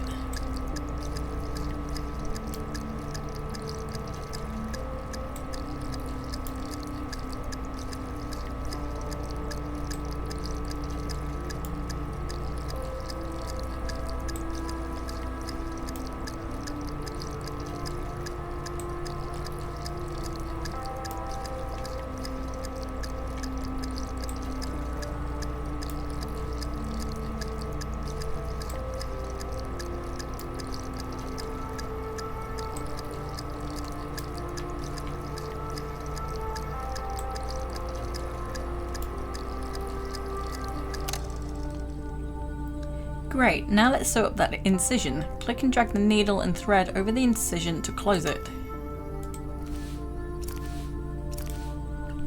Almost done. You'll need to drain the organs of any remaining fluids. Click on the trocar, then click and hold the abdomen until all the liquid has been drained.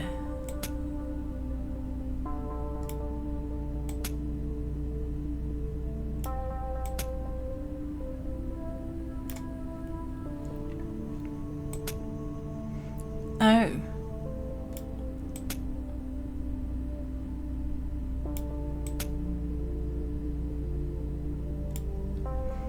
And you're done. Mike will take care of Mr. Duval's makeup as well as dressing and putting him in his casket. It's time to attend the funeral.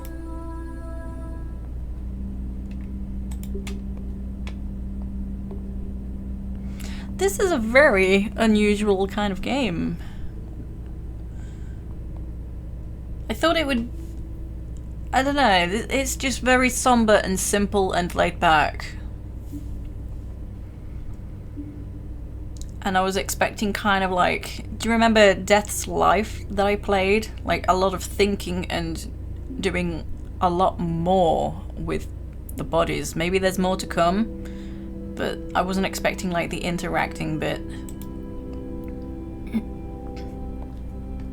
Came out of nowhere. I mean, it always sort of does, doesn't it?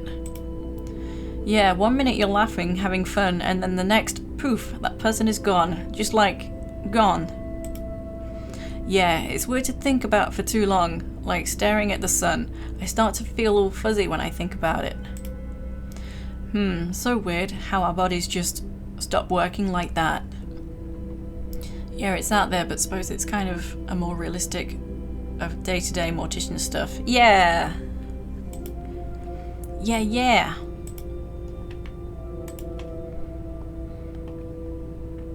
So strange not seeing most people wearing white.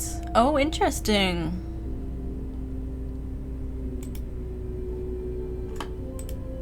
White? Yeah, I think it's different for different family members. I can't remember. I haven't gone to too many traditional funerals, so mostly white, but like definitely not red, no matter what. Yeah, in some cultures, like the figure of death wears red. I think. Oh, no worries, I still got you.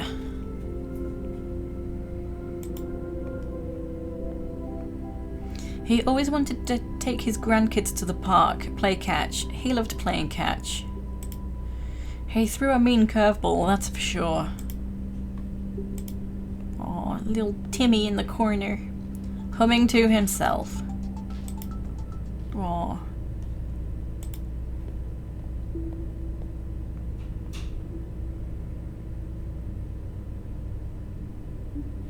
All done.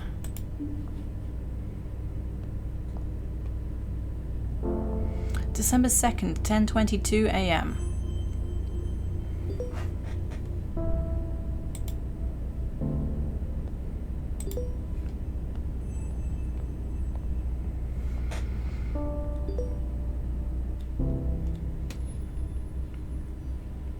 Hello Charlie, today's funeral is for a woman who died from breast cancer. Nothing fancy, just a standard cremation. Please don't hesitate to ask me if you have any questions. Passing on this lovely thank you note.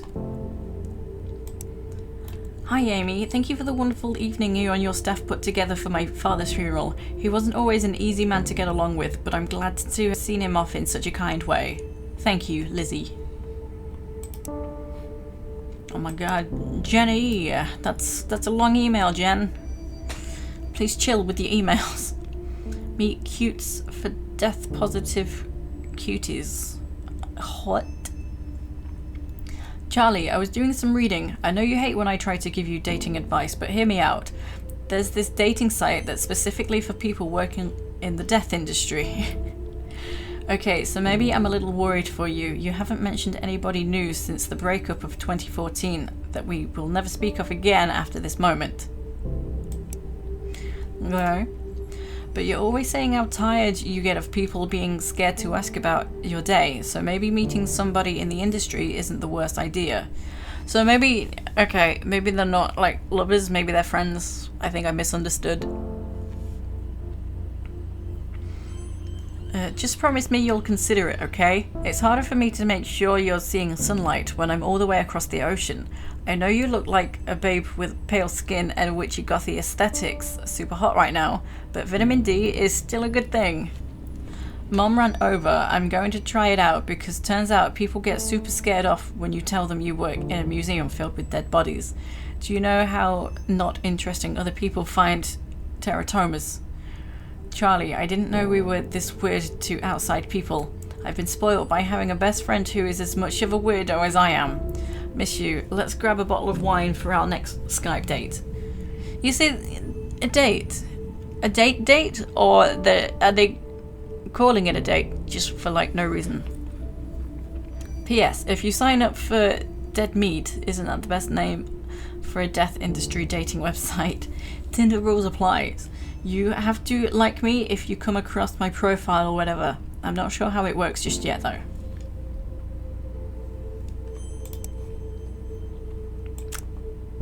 Oh my god.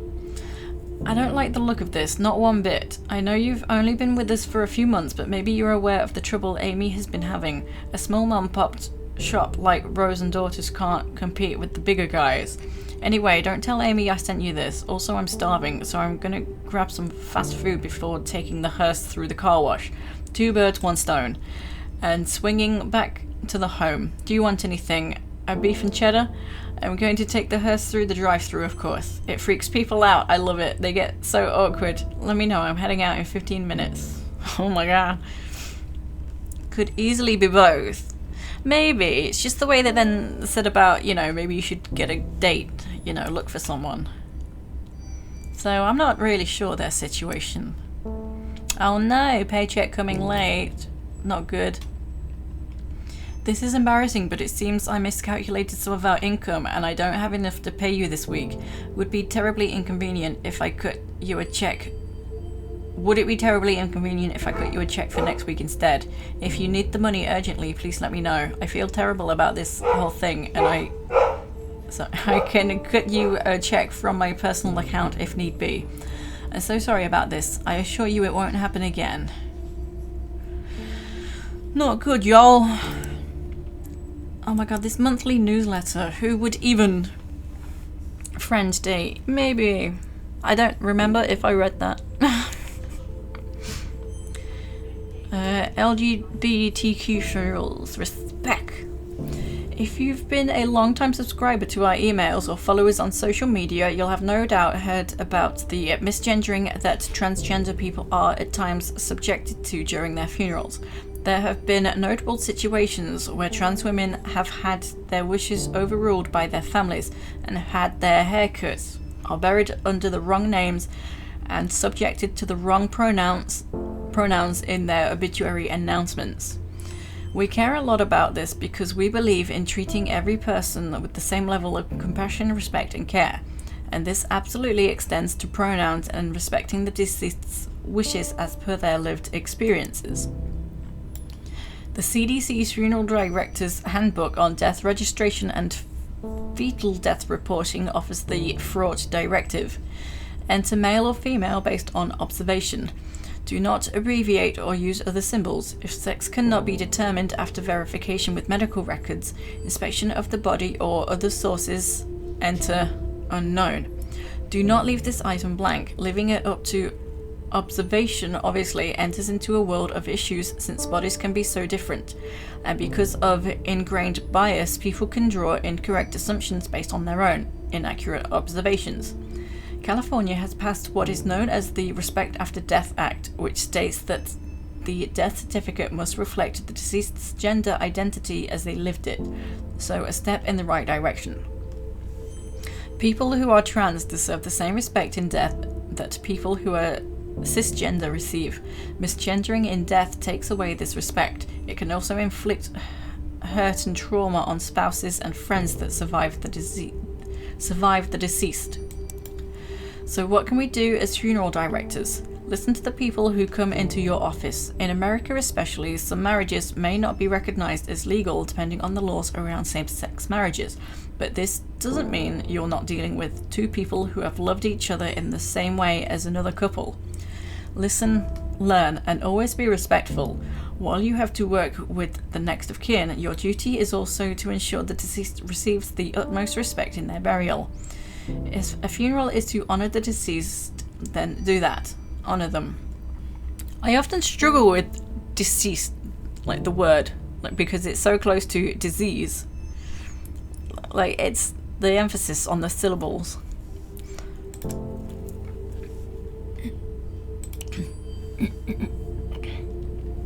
Oh my goodness. What are we doing now? Before we cremate Mrs. Hall, we'll need to prepare her body. Yeah. Mrs. Hall's family brought clothing and jewellery for her to wear. It's important to remove these before the cremation process as to not damage them. Let's start by removing Mrs. Hall's necklace.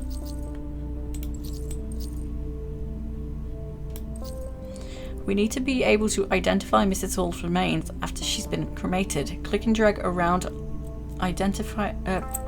drag the round identification tag and place it in the coffin. Great, Mrs. Hall is all set to be cremated now. Okay.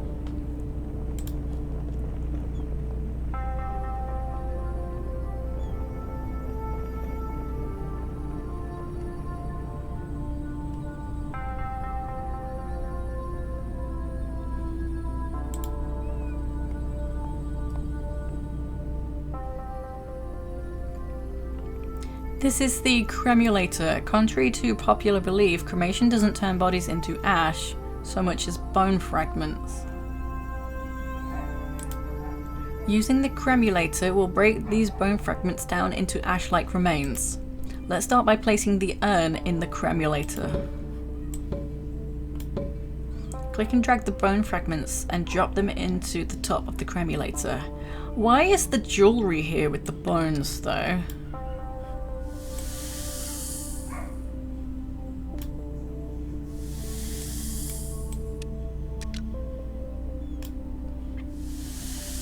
Now that all the bones have been processed, click and drag the urn back onto the counter. Make sure to put Mrs. Hall's necklace back into the urn. Why would you do this? Okay. Don't forget the tag. Click on the round identification tag and drag it into the urn. Last step, on the urn's click on the urn's lid and drag it on top of the urn. Well done. Amy will take the urn to the funeral parlour and present it alongside some flowers.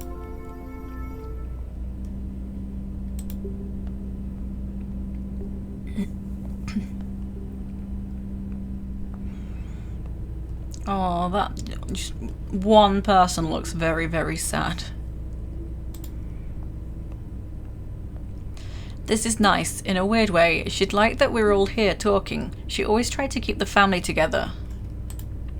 The food is delicious. I know that's weird, but these crab cakes are perfect.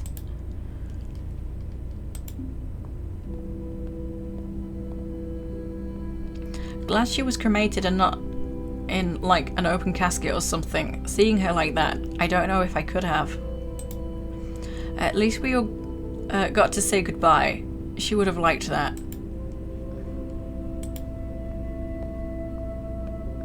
She fought really hard. She was proud of herself. She never gave up, not once.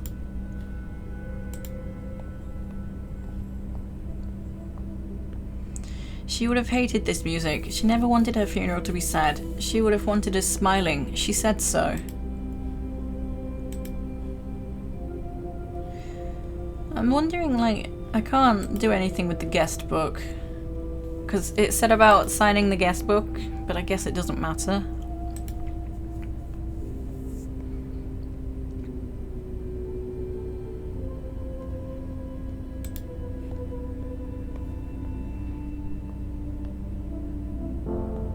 February 14th, 10:14 AM.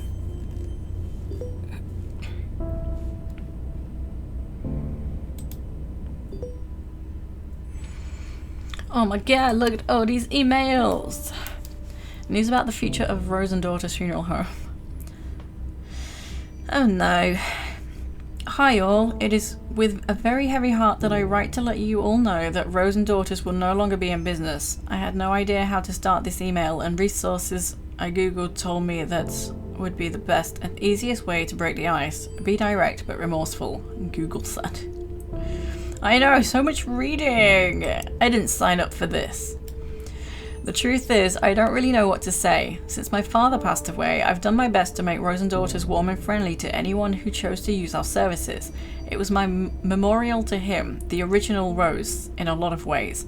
And you've all become like family, including you, Charlie, our most recent addition. But it's been getting harder to make ends meet. Rent is going up in the neighborhood and I'm finding less and less like I have the energy for this business. There's a lot of competition from other funeral homes, larger corporations than we are, that can take on more business and offer more impressive services. You know the way it goes. So we've been bought, or I sold. Either way, soon Hillside Heritage Enterprises Incorporated, a company that owns many funeral homes in the city and across the country, will replace Rose and Daughters starting from the beginning of next month. Same building, same name. They're keeping the name Rose and Daughters Funeral Home for tax purposes. Interesting. Though honestly, I'm trying hard not to just see it as a move on their part to keep up the image that it's a family-run business. I don't know how I feel about that, but I also don't know if there's anything I can do at this point either. I've signed the papers. At least my father's legacy is still intact somewhat. They have a good reputation and have agreed to keep you all on. That was one of my stipulations. I would sell as long as you all weren't without a job. Sorry I didn't tell you more in a more personal way. I would have loved to have a company lunch, but I didn't have the heart to tell you in person. This was easier for me, please understand. It's also weird how this dialogue is, because this is supposed to be written, and it's like it's being spoken. Because, why put, but I didn't have the heart. Like, you didn't mend that. It's a little bizarre. Charlie, I thought you'd like to see this thank you note. Hi Amy, I'm so eternally grateful that you were able to accommodate our request for my sister's funeral. It was a beautiful service and she would have been happy with it. That's such a weird thing to say, isn't it? Thank you again from the bottom of my heart. Sincerely, Margarita. So that's that one. That's this. Oh, it's for some reason I missed the fact that it's highlighted as the one I'm on. Pacemaker. Hi Charlie, please see the note below about the pacemaker. They can be tricky. Hi Amy, you asked if there were any special instructions we wanted to pass along. Just please cremate my father. He has a pacemaker too. The doctor told me that would need to be removed. Thanks, Mariana. Oh my god. I thought I would forward this to you. In situations like this, we typically connect people like Ryan with a grief counsellor or other professionals who can really help him. Sometimes we get emails like this when people don't know where else to turn. It's difficult and family isn't always the most reliable for some people. Usually I would be happy to connect him, but I'm feeling a little tired today, not my usual self, and it would be good for you to start building these kinds of relationships on your own. You're a treasure, Charlie. Aww. Hi Amy, I know this email might be a bit odd, but you said if I was ever having troubles I should reach out, and you would know somebody I could talk to about all of this. I don't know what to do now. I know my grandmother had lived a full, good life and was very happy and that she's not in any pain now, but I feel empty, Amy. I've never felt this empty before. What am I supposed to do now? I thought I was stronger than this. Can you refer me to someone to talk to? I don't want to freak out my mom right now. She's dealing with enough with work and the will and trying to just be the best mom she can. I just need somebody to tell me that I'll be okay. Thank you, and I'm sorry for being an inconvenience. Ryan. Oh, this guy. So that's not highlighted actually. Oh, Garcia. Oh. Yeah, like what are all these bloody emails? Charlie! Fuck off! Oh, there's a swear.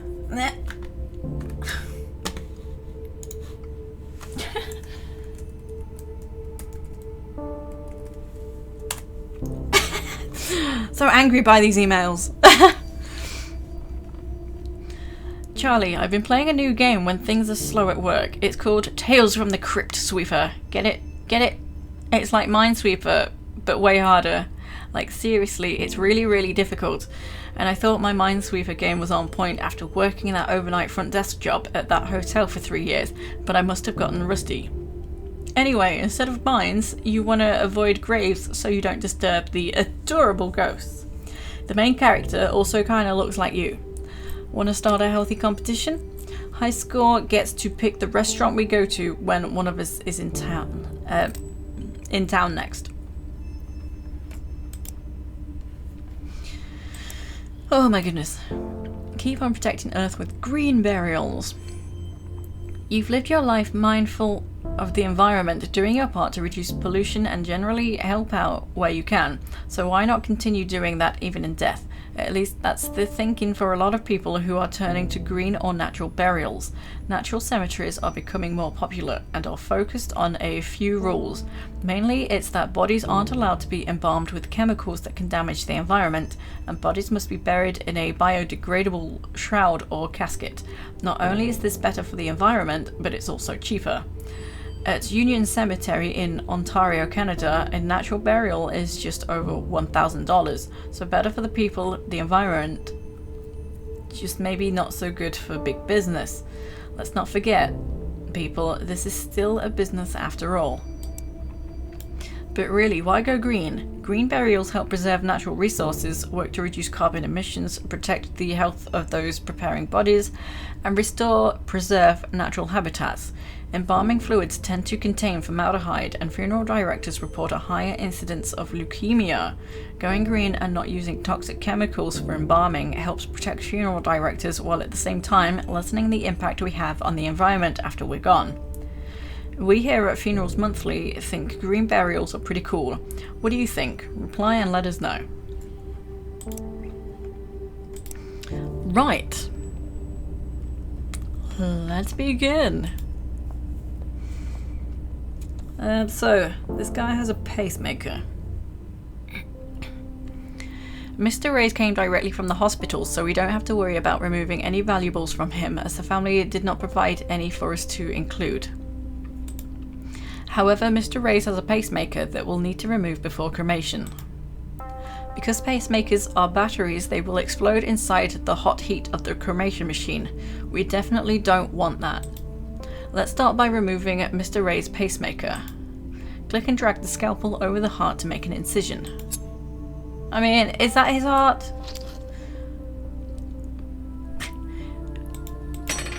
That was really loud. You can see the pacemaker. Click on the forceps to click and drag the pacemaker out of the heart. Yeah, damn. Oh. Yeah, that's definitely something that they need to be told about. Put the forceps away, then place the round identification tag in the coffin. Mr. Reyes is all set to be cremated now.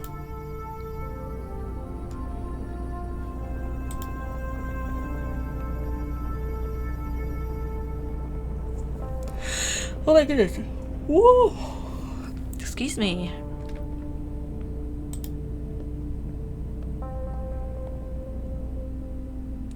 Using the cremulator will break these bone fragments down into ash-like remains.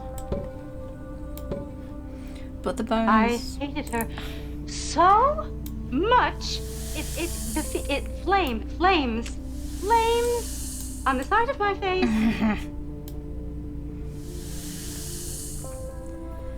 Okay, urn back on the counter. Place the identification tag in the urn. Oh. Place the urn's lid on top of the urn. All done. Amy will take the urn to the funeral parlour and present it alongside some flowers.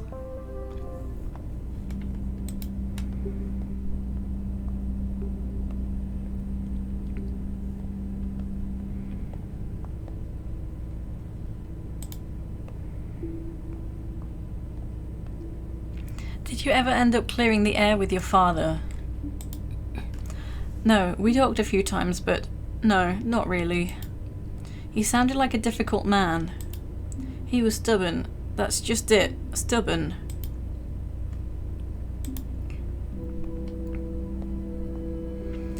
What do you want to do after this? It's pretty nice out. Let's change and go find a patio somewhere. Sounds cool. I could really use a beer right now. Hey, did I ever tell you the time we tailgated? Goodness. I always told him to quit smoking, but of course he never listened to me, so that figures.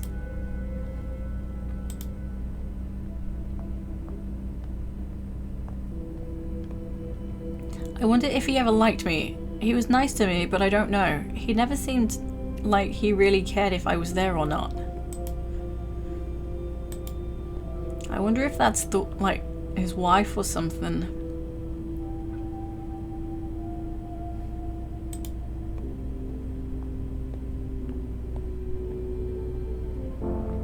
February 28th, 10:35 a.m.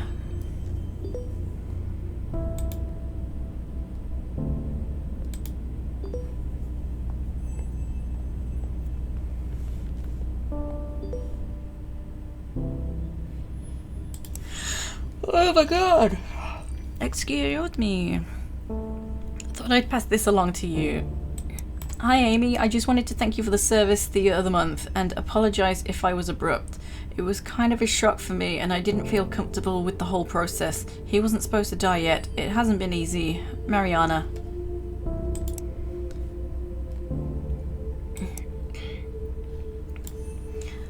Charlie, I was hoping you wouldn't have to confront this situation, yet anyways, they're never easy. Rose and Daughters has been asked to prepare the body of a young man who took his own life. He had a will prepared and asked for cremation, but the family has demanded a traditional burial instead. Unfortunately, he didn't make anyone his power of attorney or didn't have any witnesses to sign his living will or his advanced directive regarding these wishes. So his family is legally in the right to do whatever they want with his body. It's unfortunate, but we have to do as his family wishes. Matthew has graciously offered to take this on if you are uncomfortable with the subject. Instead, we have a second body you can prepare for a funeral we're hosting later in the afternoon. Charlie, is this suicide something you're comfortable dealing with? Let me know. I'm here if you need me. Good day, Ms. Rose. Disregard our son's will as it concerns matters of his burial. He was clearly not thinking right and didn't know what he really wanted. Proceed with an open casket funeral. As for payment, we'll bring a check. I didn't even consider this would be a thing, you know? If someone has put in their will, why on earth would family members decide, no, actually, do they not love the family member?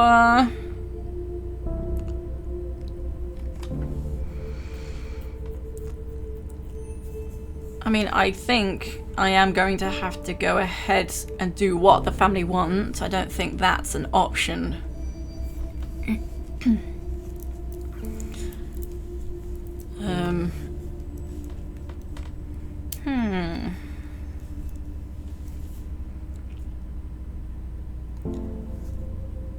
Yeah, this is a sad situation that things like this actually happen. This never crossed my mind. Mushrooms! You hate mushrooms so much. I found the perfect thing for you. I've been thinking about death. I know, shocker. Look what you've done to me. I think I want this mushroom suit. No, it's not called that, but I can't remember the name of it, and I'm writing you on my phone so I don't feel like Googling it right now. Anyways, the idea is that it's a biodegradable suit that the deceased wears. It's made with what people call a biomix, i.e. mushrooms and other microorganisms that help to decompose bodies, neutralize toxins in the body, and provide nutrients for the soil for plants. I think this one company even offers casket liners for use in green caskets. I think this is what I want. It'll be just like Hannibal. What the fuck? Alright, there's another swear.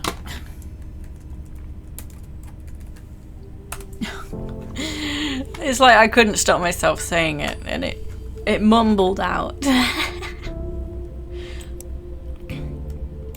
Wait, don't tell people I said that, okay? But seriously, it's pretty cool. I love all the death innovation happening. We might as well do something when we're in the ground, you know?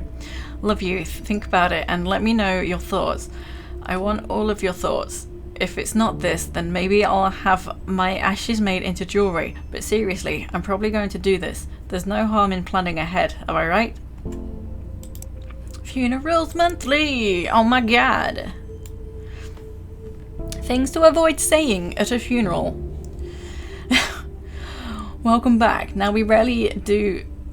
Oh, I just thought of like the... Like not Tom and Jerry memes, but like Tomcat. And it's something like me building a sandcastle. Everyone else at the crematorium. That just crossed my mind.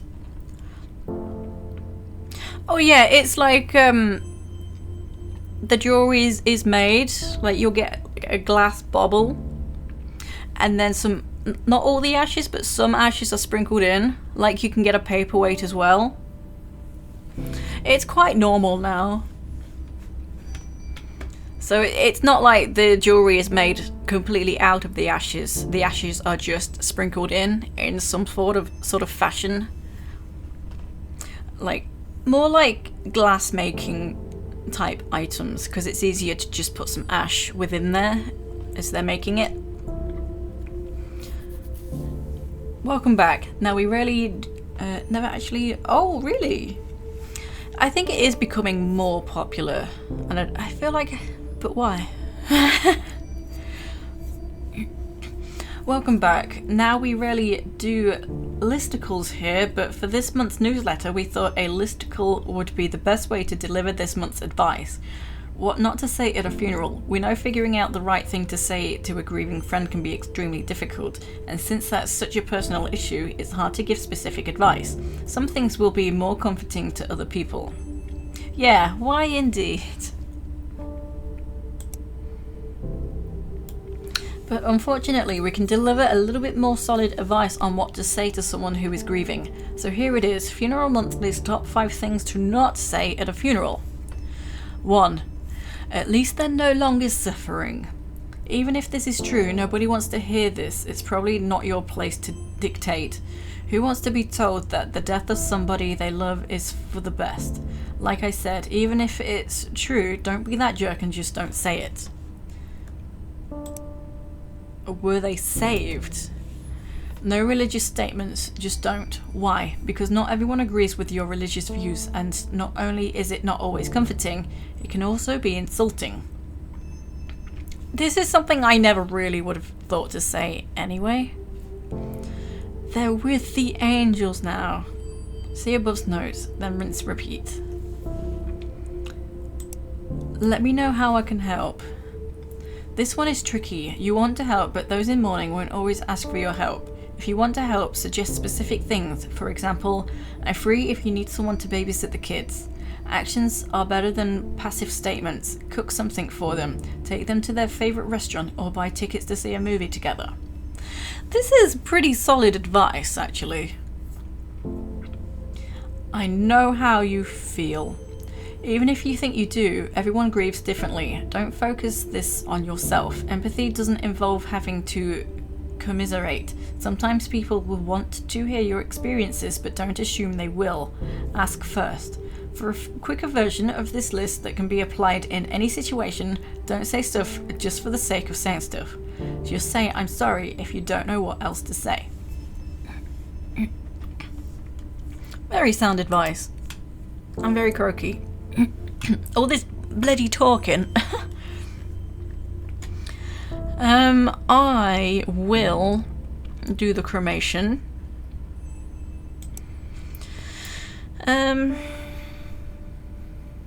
So the family want an open casket funeral. This very disrespectful family that clearly doesn't love their son would like an open casket funeral.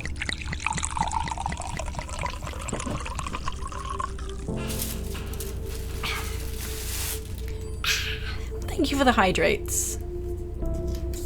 I have some... The shop round the corner from me sells this Mogu Mogu. It's actually got bits of fruit in it.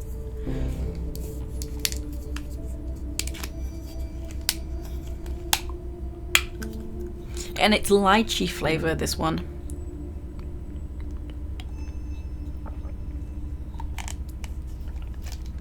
Nice. It is indeed. You know how corner shops just sell the most random things, like flavours you've never seen before in a brand? Like, I'm always buying random things from the shop.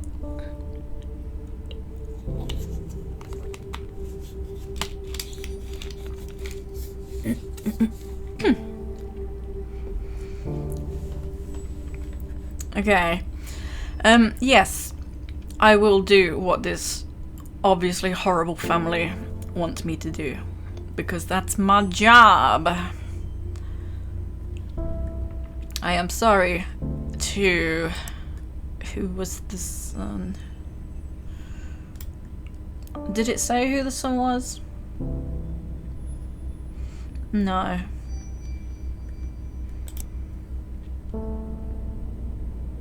Yeah!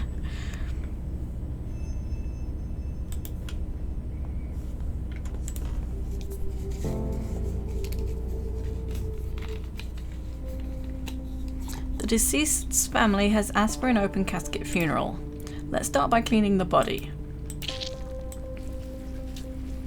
Did they even, like, know where it says what this person's name is? Shave the body.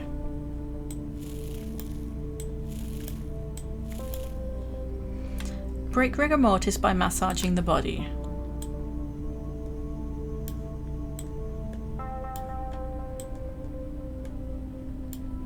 Insert eye caps into each socket. Glue each eye shut. Put cotton balls in the mouth. Sew the jaw closed.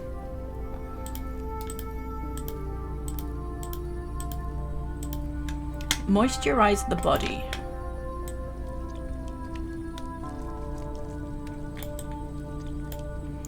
Make an incision into the neck. Place some tubing into the incision for draining. Attach the cannula to the tubing. Connect the embalming machine to the cannula with additional tubing. There we go. That was actually easy that time. Turn on the embalming machine. Massage the body.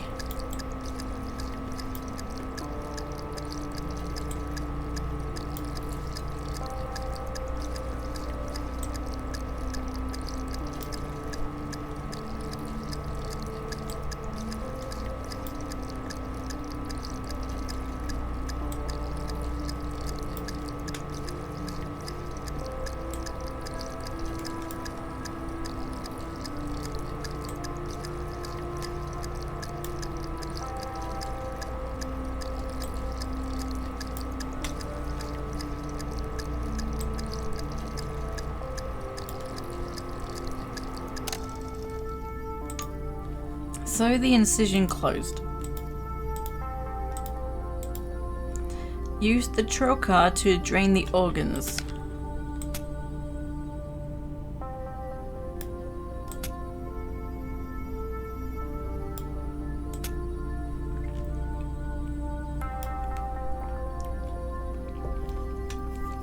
All done. Mike will take care of Mr. Scott's makeup as well as dressing and putting him in his casket. I am sorry, Mr. Scott.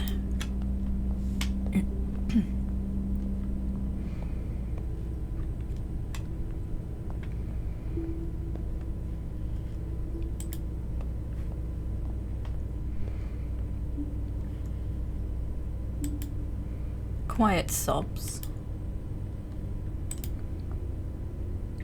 I wish we were closer. Wow, I still can't believe this is real. My baby brother. I should have played more games with him when he asked. I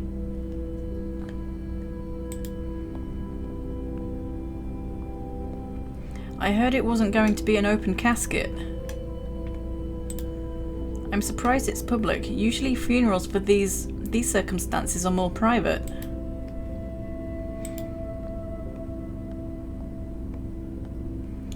I still can't believe he did it.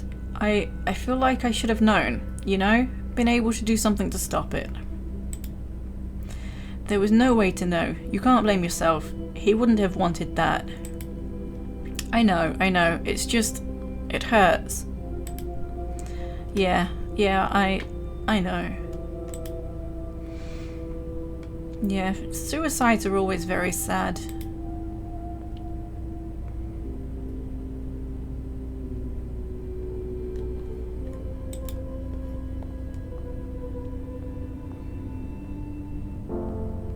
March 3rd, 10:45 AM.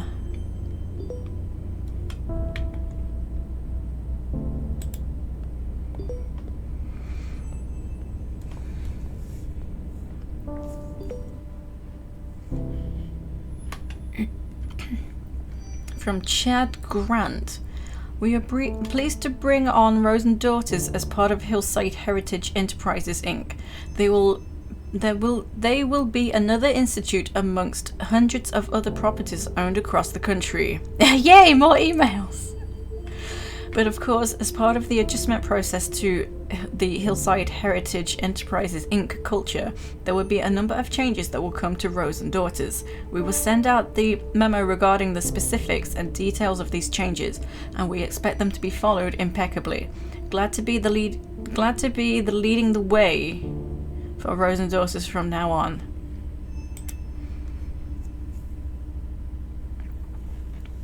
Can I just say, first off, that this is bullcrap. Ugh. Knowing how these corporations run, I wouldn't be surprised if they're monitoring our emails now. No, okay, I don't really believe that. I'm just upset. I get that Amy didn't have much of a choice. You can only fight a huge corporation taking all of your business for so long. This isn't 6 feet under. And they just swooped in, and now we have to deal with their BS practices. They're colder than the corpse I picked up from the morgue this morning.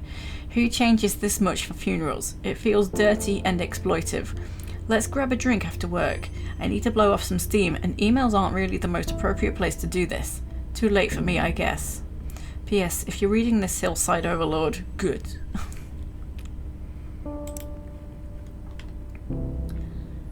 Charlotte, below are the details for our next client. Ensure you follow the requested specifications exactly.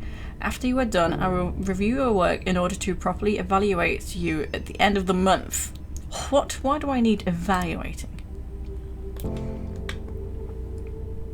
Rose and Daughters Division. Did it always say that? Leah Ionesco. Thank you, Mr. Grant, for agreeing to take care of Jocelyn's cremation. The bike accident was, well, it was more than I was expecting. I know she wanted to be cremated, and to be honest, I don't think I could bear seeing her like that after what happened. Thank you, Leah.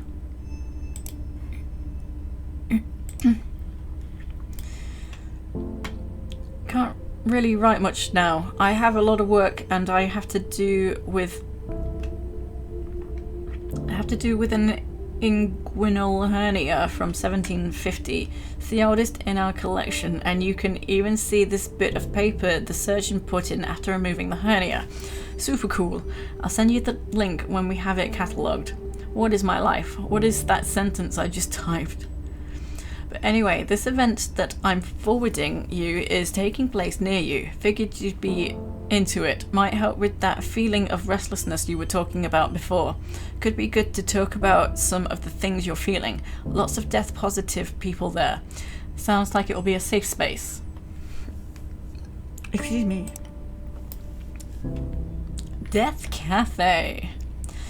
Come increase awareness of death with a view to helping people make the most of their finite lives. Join us, have a tea and cake, and talk with others about our thoughts, fears, and illuminations on death. The founder of the Death Cafe movement, John Underwood, once said, "When people talk about death and dying, it tends to illustrate their humanity." See everyone at the Upside Down Jar next Thursday. Death Cafe.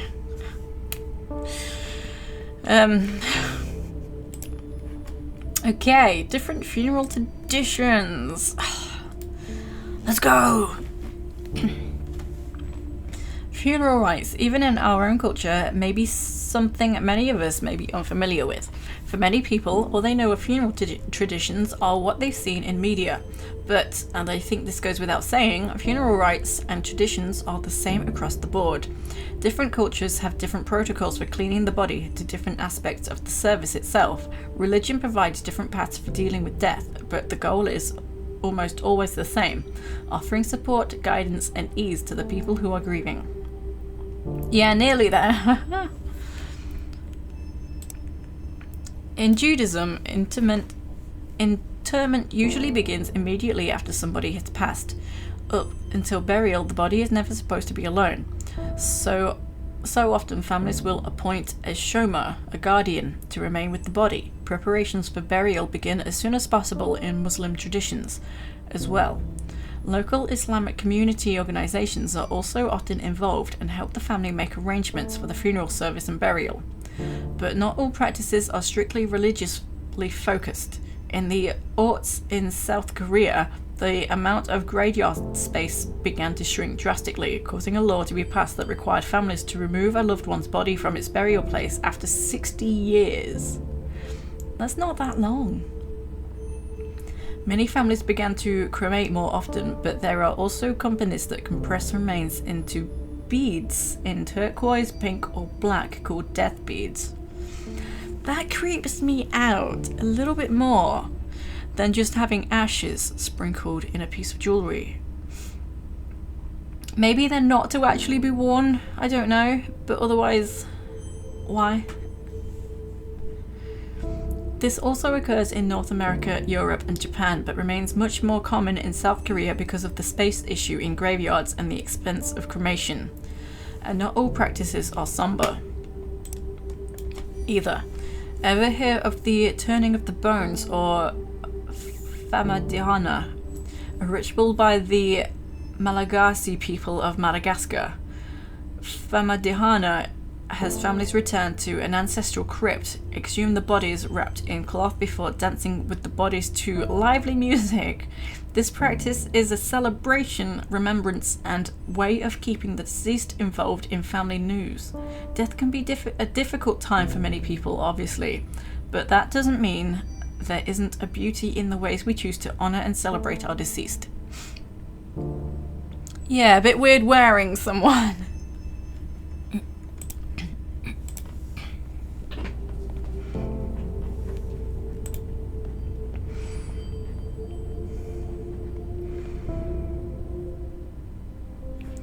Prepare Miss Ionesco's body for cremation.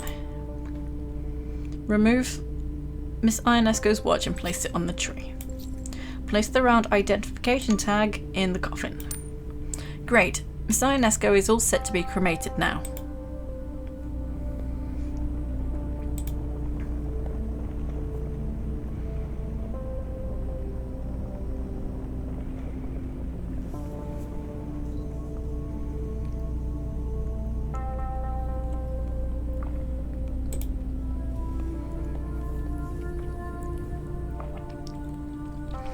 Using the cremulator will break these bone fragments. Sorry, my drink is making my mouth water. Using the cremulator will break these bone fragments down into ash-like remains. Put the bones into the top of the cremulator. Wee! Sorry. It's just the way they flip around. Like, what? Anyway, let's not be disrespectful, eh? Put the urn back on the counter. Place Miss Ionesco's watch in the urn. Place the round identification tag in the urn. Place the urn lid on top of the urn. All done. Matthew would take Miss Ionesco's urn to the funeral parlour and present it alongside some flowers.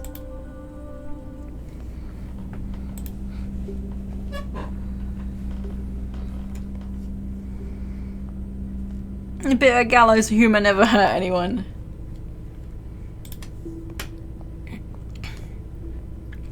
Should we do a vigil at the spot? Careless drivers, I swear to God.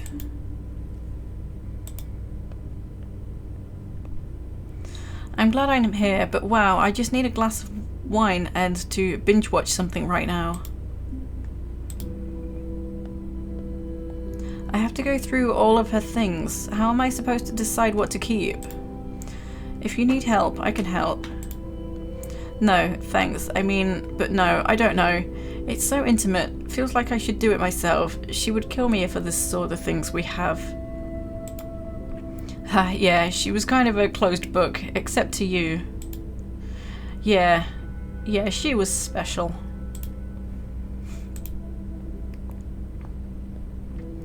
So glad it was a cremation. I would have lost it seeing her body.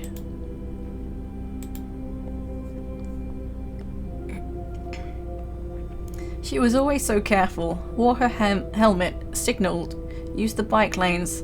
Asshole drivers, they need to pay attention. Have you heard what's happening to the driver?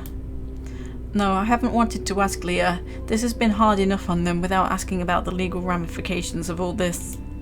Yeah, after all this, let's see what we can do to help them. Shouldn't deal with the death of their partner all by themselves.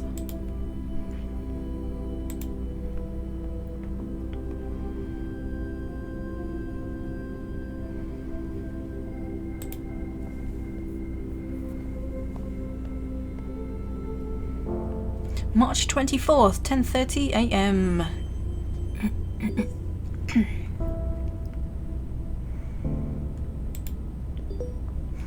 Email time!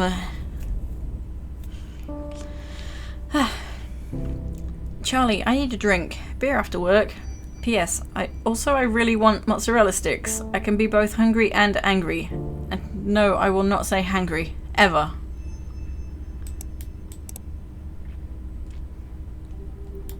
Rules and code of conduct. That's a long email, my dude. Hello. As stated in a previous email, here are the new rules and code of conduct I expect you to follow from now on while on any premises belonging to Hillside Heritage Enterprises Inc. First and foremost, there is a required uniform and strict dress code from now on. Second, most importantly to this is that no tattoos are visible. Oh no, our character has tattoos.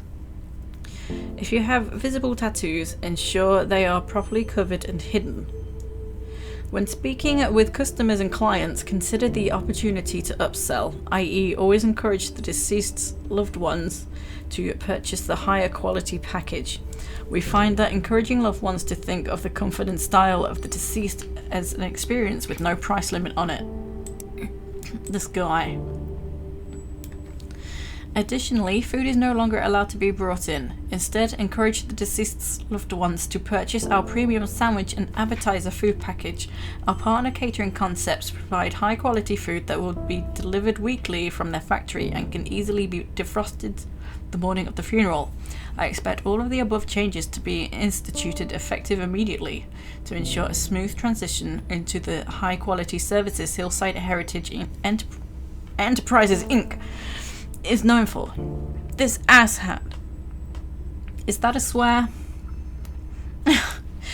Yeah, milk them for every penny while they're grieving.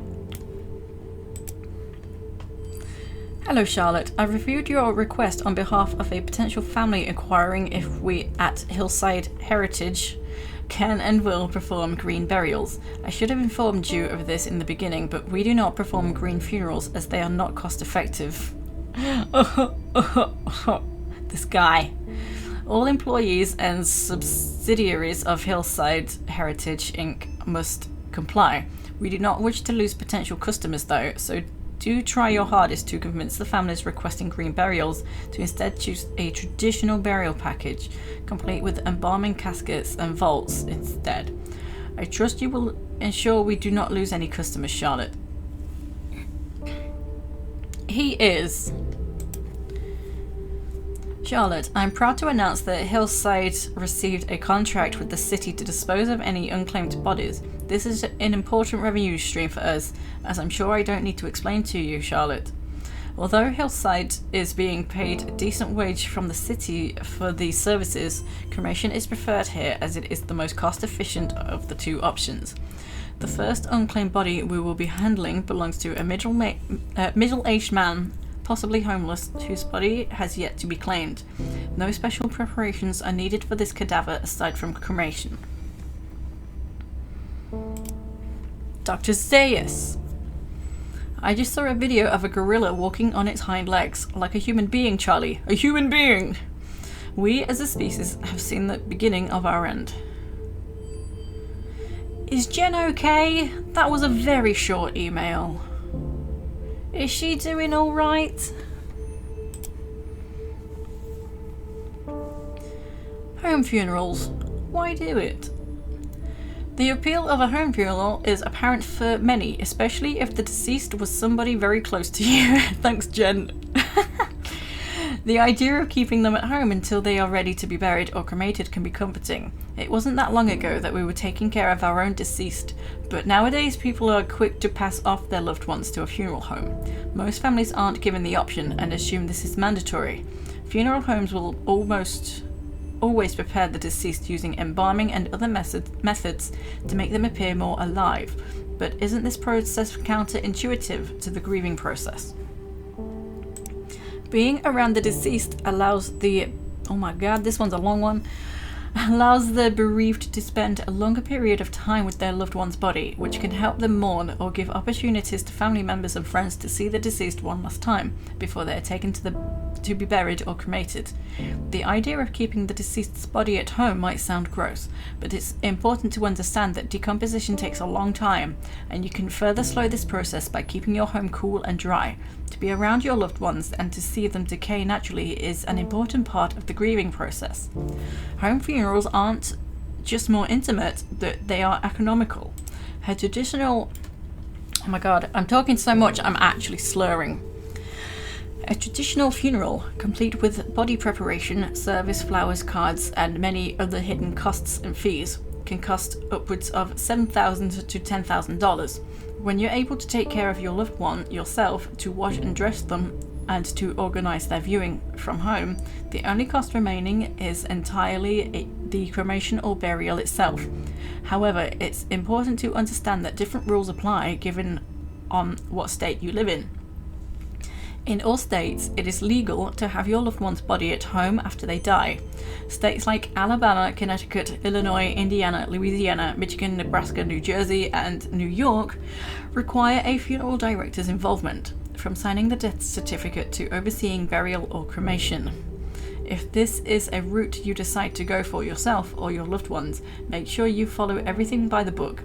But just know that this is maybe an option available to you and your loved ones, if so choose.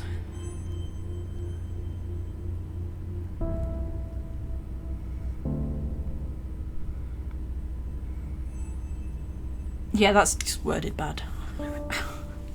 I reread it to be like, is it just the way I read it? That one's not a good one. I know, like, what is with this?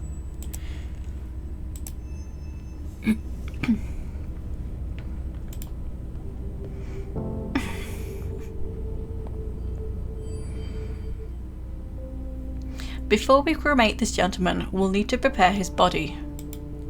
He doesn't seem to have any valuables on him that would be damaged during cremation, so let's worry about putting his identification tag into the coffin with him. This gentleman is all set to be cremated now.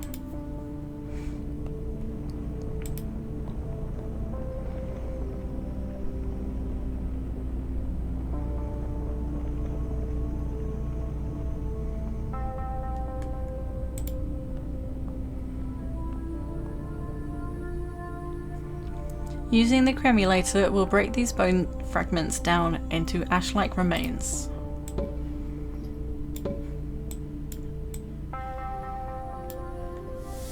That wasn't me swinging that, by the way. They just do that. That's why I really swung that other one.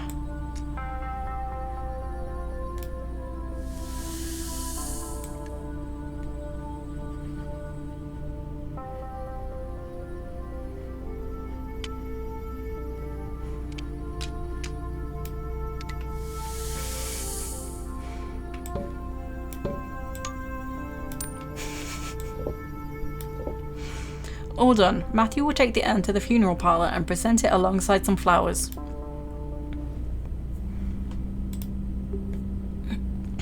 It would have been interesting. Maybe there's still time if... Oh, this is sad. Yeah, if she wore a different color like white, like if the family were Sikh or Muslim.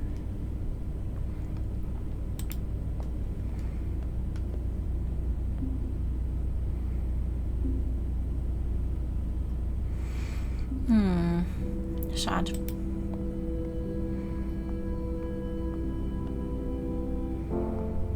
April 9th, 10:19 a.m.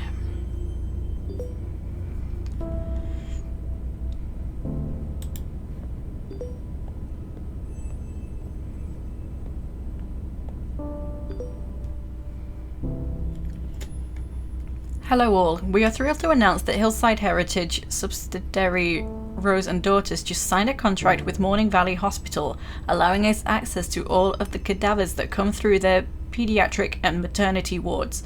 We're excited for the opportunity to work with Morning Valley Hospital, which intakes over 100,000 patients and receives over $15 million in funding and donations annually.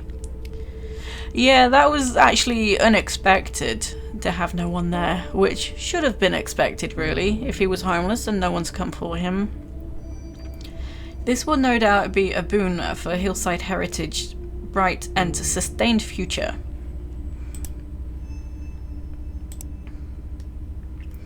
Charlotte, I see you were not able to convince the Dimka family to take a standard funeral. I had to contact them myself in order to not lose this sale. Please read the enclosed emails for a lesson on how to properly upsell potential customers. I don't want to see that we've lost any customers because of your refusal to upsell. That is part of your job. This guy from Ko-Fi Dimka. Dear Mr. Grant, okay, we'll take the traditional funeral package. Thank you for thank you for considering us in this hard time.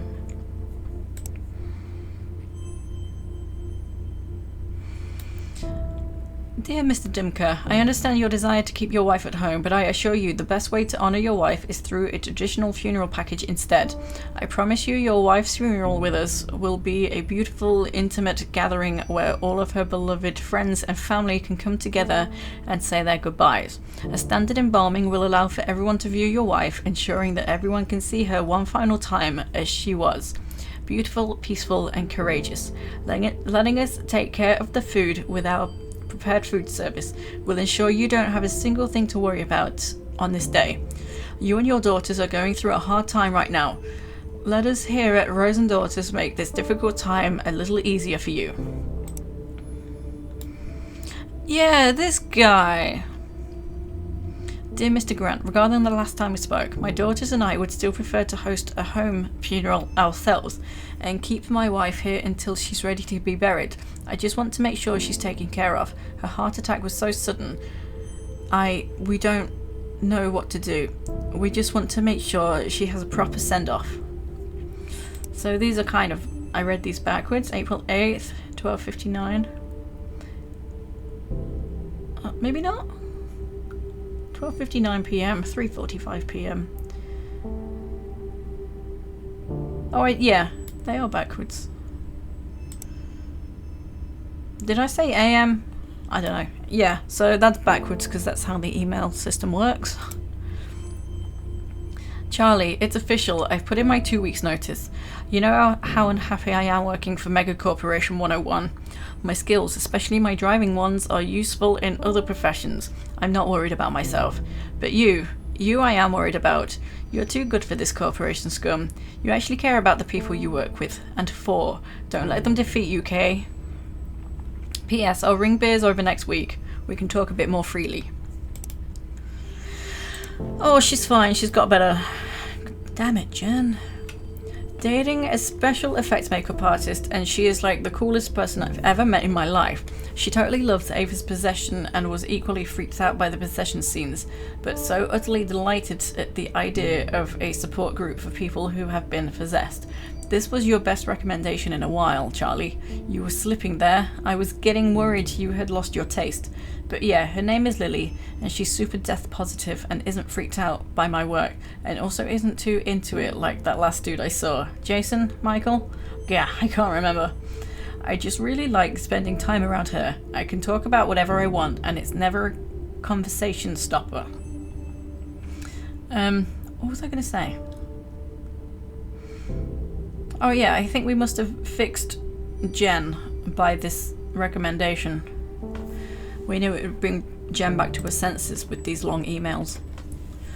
She also totally gets what I mean when I say that, like, working with death and spending so much time thinking about death actually makes me happier. It makes everything feel so much more worth it, you know?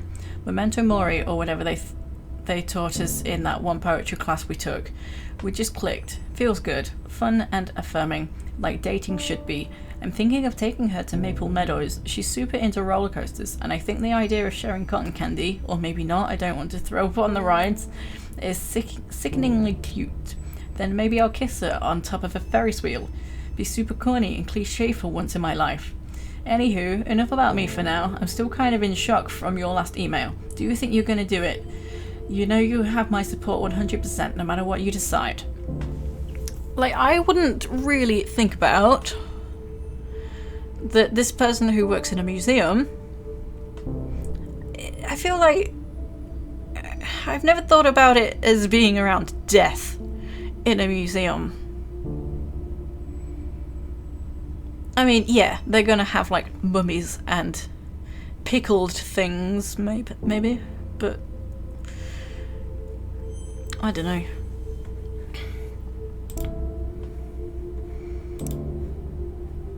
Register your business.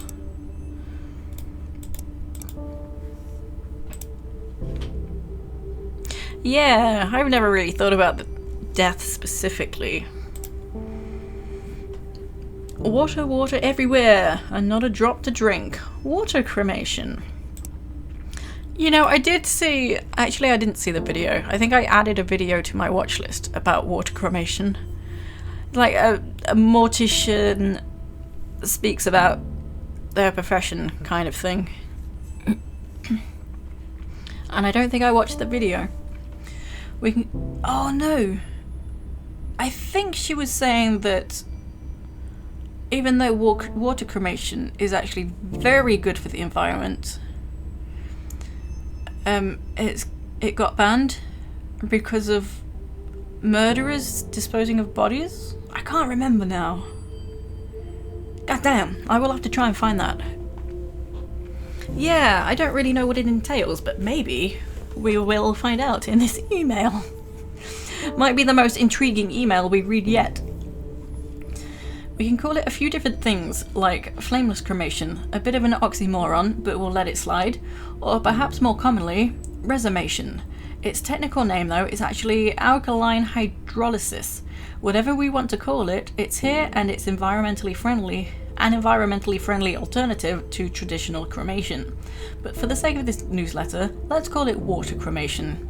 We all know that traditional cremation and burials take a huge toll on the environment, the high energy consumption that adds to the greenhouse gas effect being one of the chief amongst them, and water cremation is an alternative method available for the eco-conscious amongst. How does it work?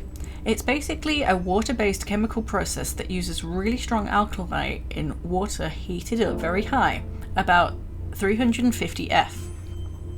It basically works like a sped-up version of natural decomposition. The excess water gets put through the same water treatment process as any sewage water at a factory, and alkaline hydrolysis uses significantly less energy than traditional cremation processes. You had a Mortician YouTube channel recommended to you once. Caitlin something, can't remember. Maybe, she had like quite long... Oh my god, my camera. Ooh. Ooh. Yeah, quite long black hair that curled in here. Like, it just curled in. She had a big fringe. I don't know if, like, it's the game is too high, like, energy. Because my encoding keeps overloading, but this game isn't really that high tech.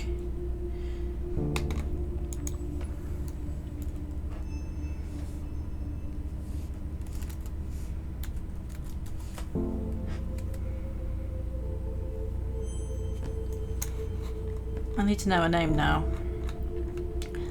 Caitlin Doherty. Yeah, that's her.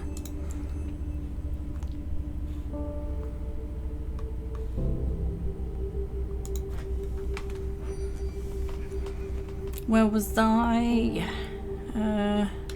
Oh yeah, so what is 300F is what I was going to check as well. 350. 176 Celsius. Neat, huh? It's been around for a bit, and in some places became legal around the end of the first decade of the aughts. But not a bad alternative for those who don't want their death to have any greater impact on the environment than necessary.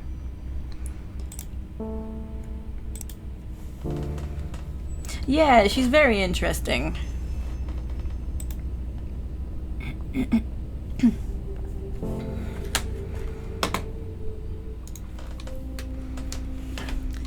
The deceased's family has asked for an open casket funeral. Let's start by cleaning the body.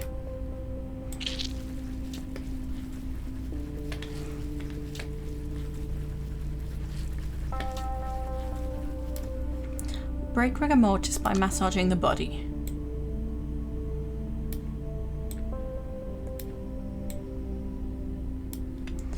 Insert eye caps into each socket. Glue each eye shut. Put cotton balls into the mouth. Sew the jaw closed.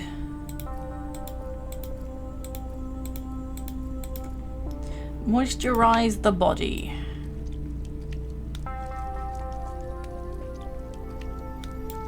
Make an incision into the neck. Place some tubing into the incision for draining. Attach the cannula into the tubing. Connect the embalming machine to the cannula with additional tubing. Turn on the embalming machine. Massage the body.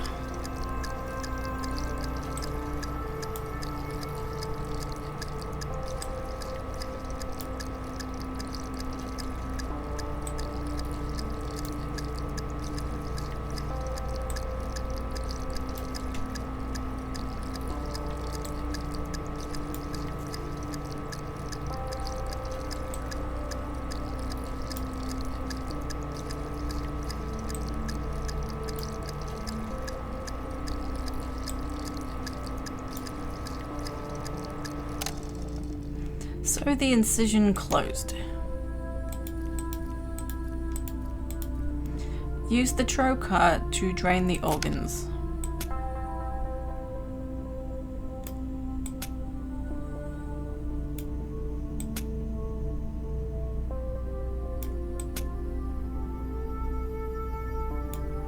All done. Mike will take care of Mrs. Dimker's makeup as well as dressing and putting her in her casket.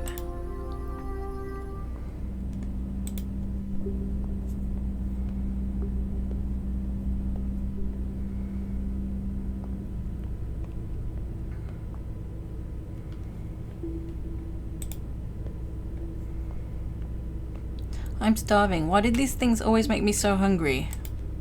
You're always hungry. It's so cold in here. I think they have the air conditioning on too high. Yeah, let's go for a walk later. It's really nice out. Would be good to stretch my legs.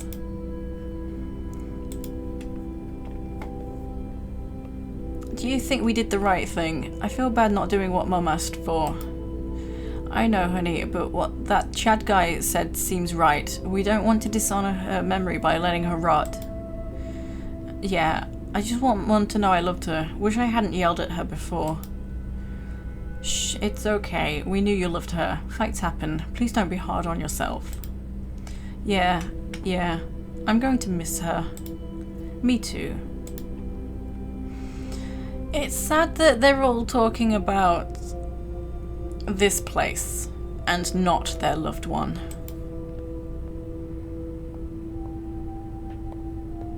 I feel so impersonal. She would have hated this. Yeah, but I don't know. They must have had their reasons. Oh, hey, what did you think of that trailer I sent you? Oh yeah, I've heard that show is so good. I saw that video of one kid actor doing karaoke.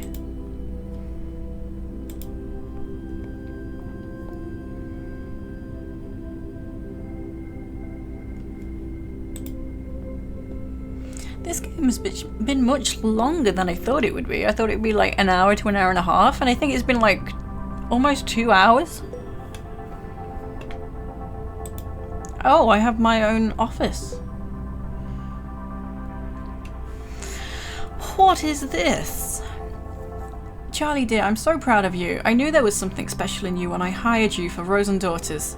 If there is anything I can do for you, please do not hesitate to ask. I'm always happy to help. Best wishes, Amy Rose. P.S. I sorely miss you and Matthew's terrible sense of humour. Maybe we quit. You'll never believe what new job I'm working now. Open this email to find out. Yeah. Hiya Charlie. When I first became a hearse driver, I was told that my most important job was steering. It was sympathising. I respectfully disagree, and thankfully I concentrated on my driving skills since I'm now working as a, wait for it, bus driver. A school bus driver, Charlie. Can you believe that? Pretty sure if I said the most important part of my job now wasn't steering, I'd be fired immediately. It's ironic that he would drive the dead and now he's got to make sure he doesn't kill the children. No emails from Chad. That Chad. I didn't know how else to tell you. For some reason I was worried you'd think less of me. But I don't know why. You've never been the judgmental kind, and besides, corpses are way easier to deal with than children. Screaming children, might I add. I actually love it. These kids can be pretty cute, but don't tell Amy that I told you that. She was always harping on at me for not having any kids, and for being all cynical about them. Congrats on your new business, Charlie. I'm proud of you. I'll swing by your new place one day and show you my new wheels. Maybe we can grab a bite to eat. Be seeing ya. Matthew J. Oh, not too long from Jen. Charlie, I'm so happy for you. I know it's been a rough year for you. Seriously, I think our wine intake saw a bazillion% increase. But you've stuck through it all like a champ. You deserve this. Finally being your own boss is a great move for you. No more having to explain anything you don't want to. I'm trying to not be too cheesy right now. I can't wait to be home next week for our visit and to check out your new space. Always. Jen. Less than 3. Jen L. less than 3. P.S. Have you heard about these green burial pods? When I find the link in my 1 million open tabs, I'll shoot it over to you. From Eileen Hansen. Less than 3. Dear Charlie, today's the day already, isn't it? I can't believe how quickly this has come up. Thank you for your understanding and for your work. You've made today easier already. See you at 1 p.m. Best, Eileen Hansen. So what's this? Oh, funeral home and natural burial park. I do want to read this. Magnolia Forest, named after the magnolia trees that surround the funeral home, specializes in at-home funerals and green burials in our natural burial park. Our goal is to empower families and encourage them to have a closer relationship with death and the dying process. The death of a loved one can be a confusing and sometimes traumatic time, and we want you to feel fully involved in your loved one's death care decisions. Whether you're looking to care for your loved one from the comfort of your home, be present during their cremation, or bury them in our natural cemetery, Magnolia Forest is here to work with you and provide these simple but intimate and meaningful options. Natural Burial Park. Our natural burial park allows the body to return to the earth and recycle naturally. It is intended as an environmental, sustainable alternative to existing funeral practices. Our park has room for bodies of all sizes and ages, as well as beloved pets. Families also have the option to bury their loved ones themselves if they so choose. Huh.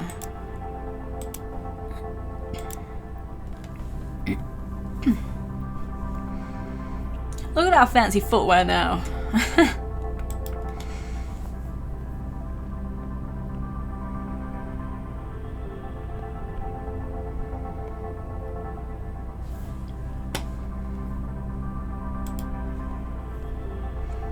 This hurts. I thought it'd be easier, but it's not. It hurts so much, but thank you for helping me give her the funeral she's always wanted. Anyway, I think we're ready to get started now.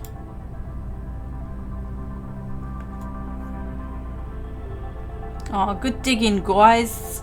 I can't click anyone, I don't think.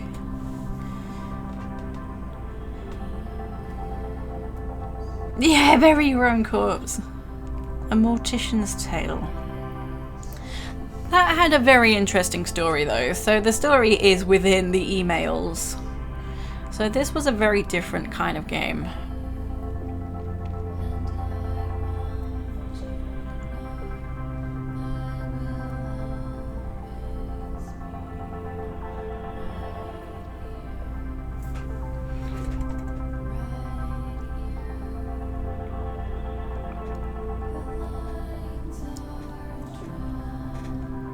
I'll probably leave the stream here as well, to be honest. I kind of had another game planned. Like, just let's try a little bit of it. But I don't know. I'm not feeling it. I can't be bothered. Yeah, different but interesting. I almost feel like moving on to something else would ruin the atmosphere. It was a very chill and somber game. So, nice way to end off, I feel. That soundtrack was really nice though.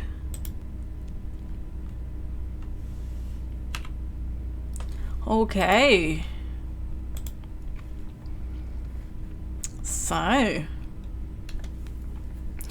Oh. That's the one. Oh, thank you for the bits. Thanks for the stream, Easy Less Than 3. Less than 3. Oh, thank you, Feats. I feel like that wasn't for everyone. Maybe it was all the reading, like my viewers just dropped.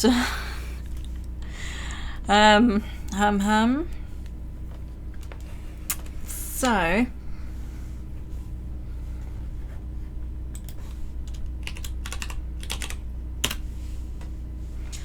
that's not bad. Not bad. Considering the horror game, I probably dropped 3 of them. So I do need to give out some monies. And we're not quite there for a 6-hour stream, which sucks.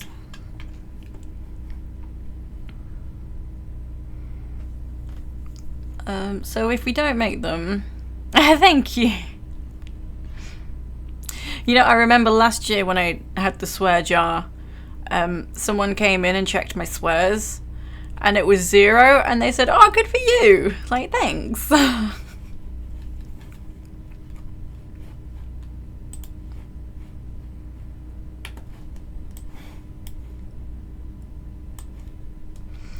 Okay.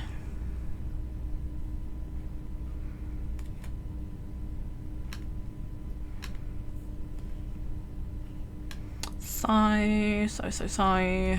Let's give out this money to Extra Life.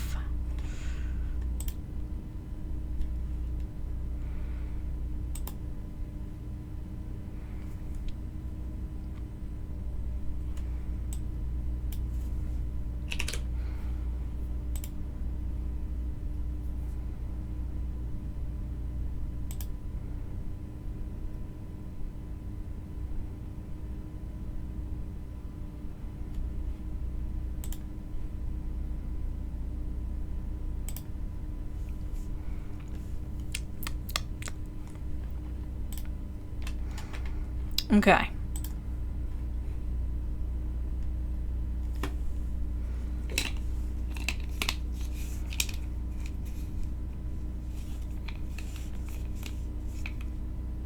Where's my donation? Thank you. And now we have the 6-hour live stream next week as well. I just put it all in. Let's have some celebratory hot sauce.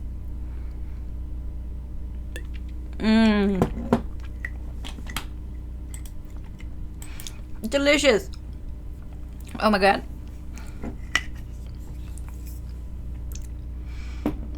Ooh. That one was especially hot for some reason. Yeah, 6 hours. We gotta get them in. We gotta get them incentives done. Hot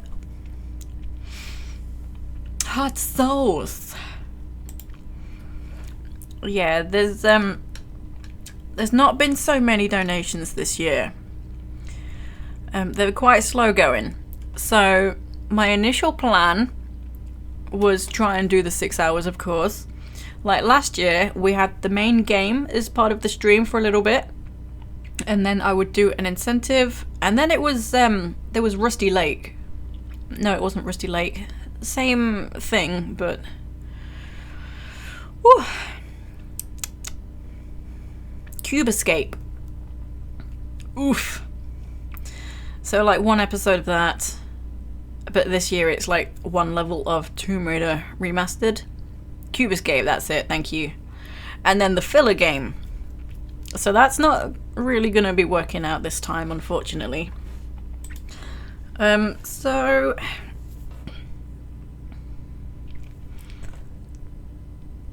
I'm thinking, depending on my time...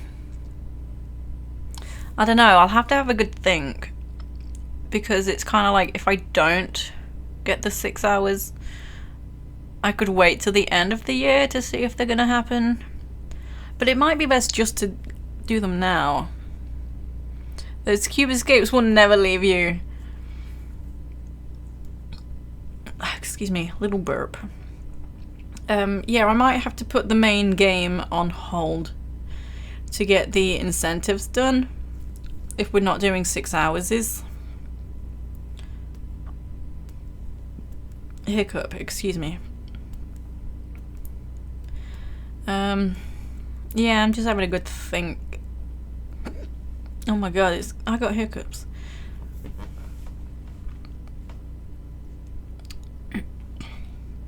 Yeah, thinkity think. Because there's a lot of incentives, so I might just be best. I don't know. I mean, we can see. We have a 6 hour next week. I don't have to think right now.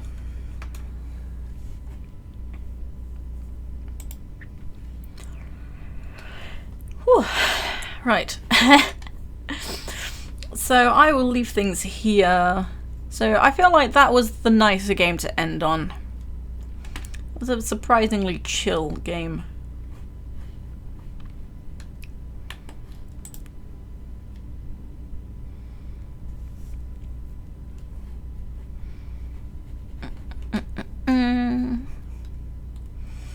Oh yes, Ark is doing 12 hours, so let's go and raid Ark and give her some good luck. So she unlocked 12-hour live stream for Extra Life. And Ark is lovely. Please everyone go and see Ark.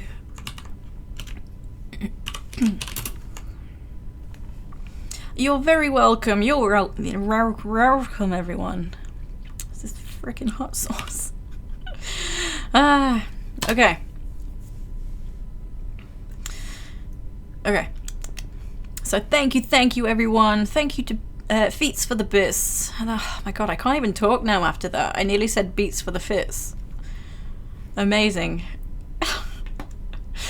Alrighty.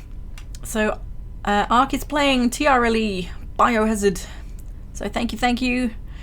And I will see you next time. Take it easy.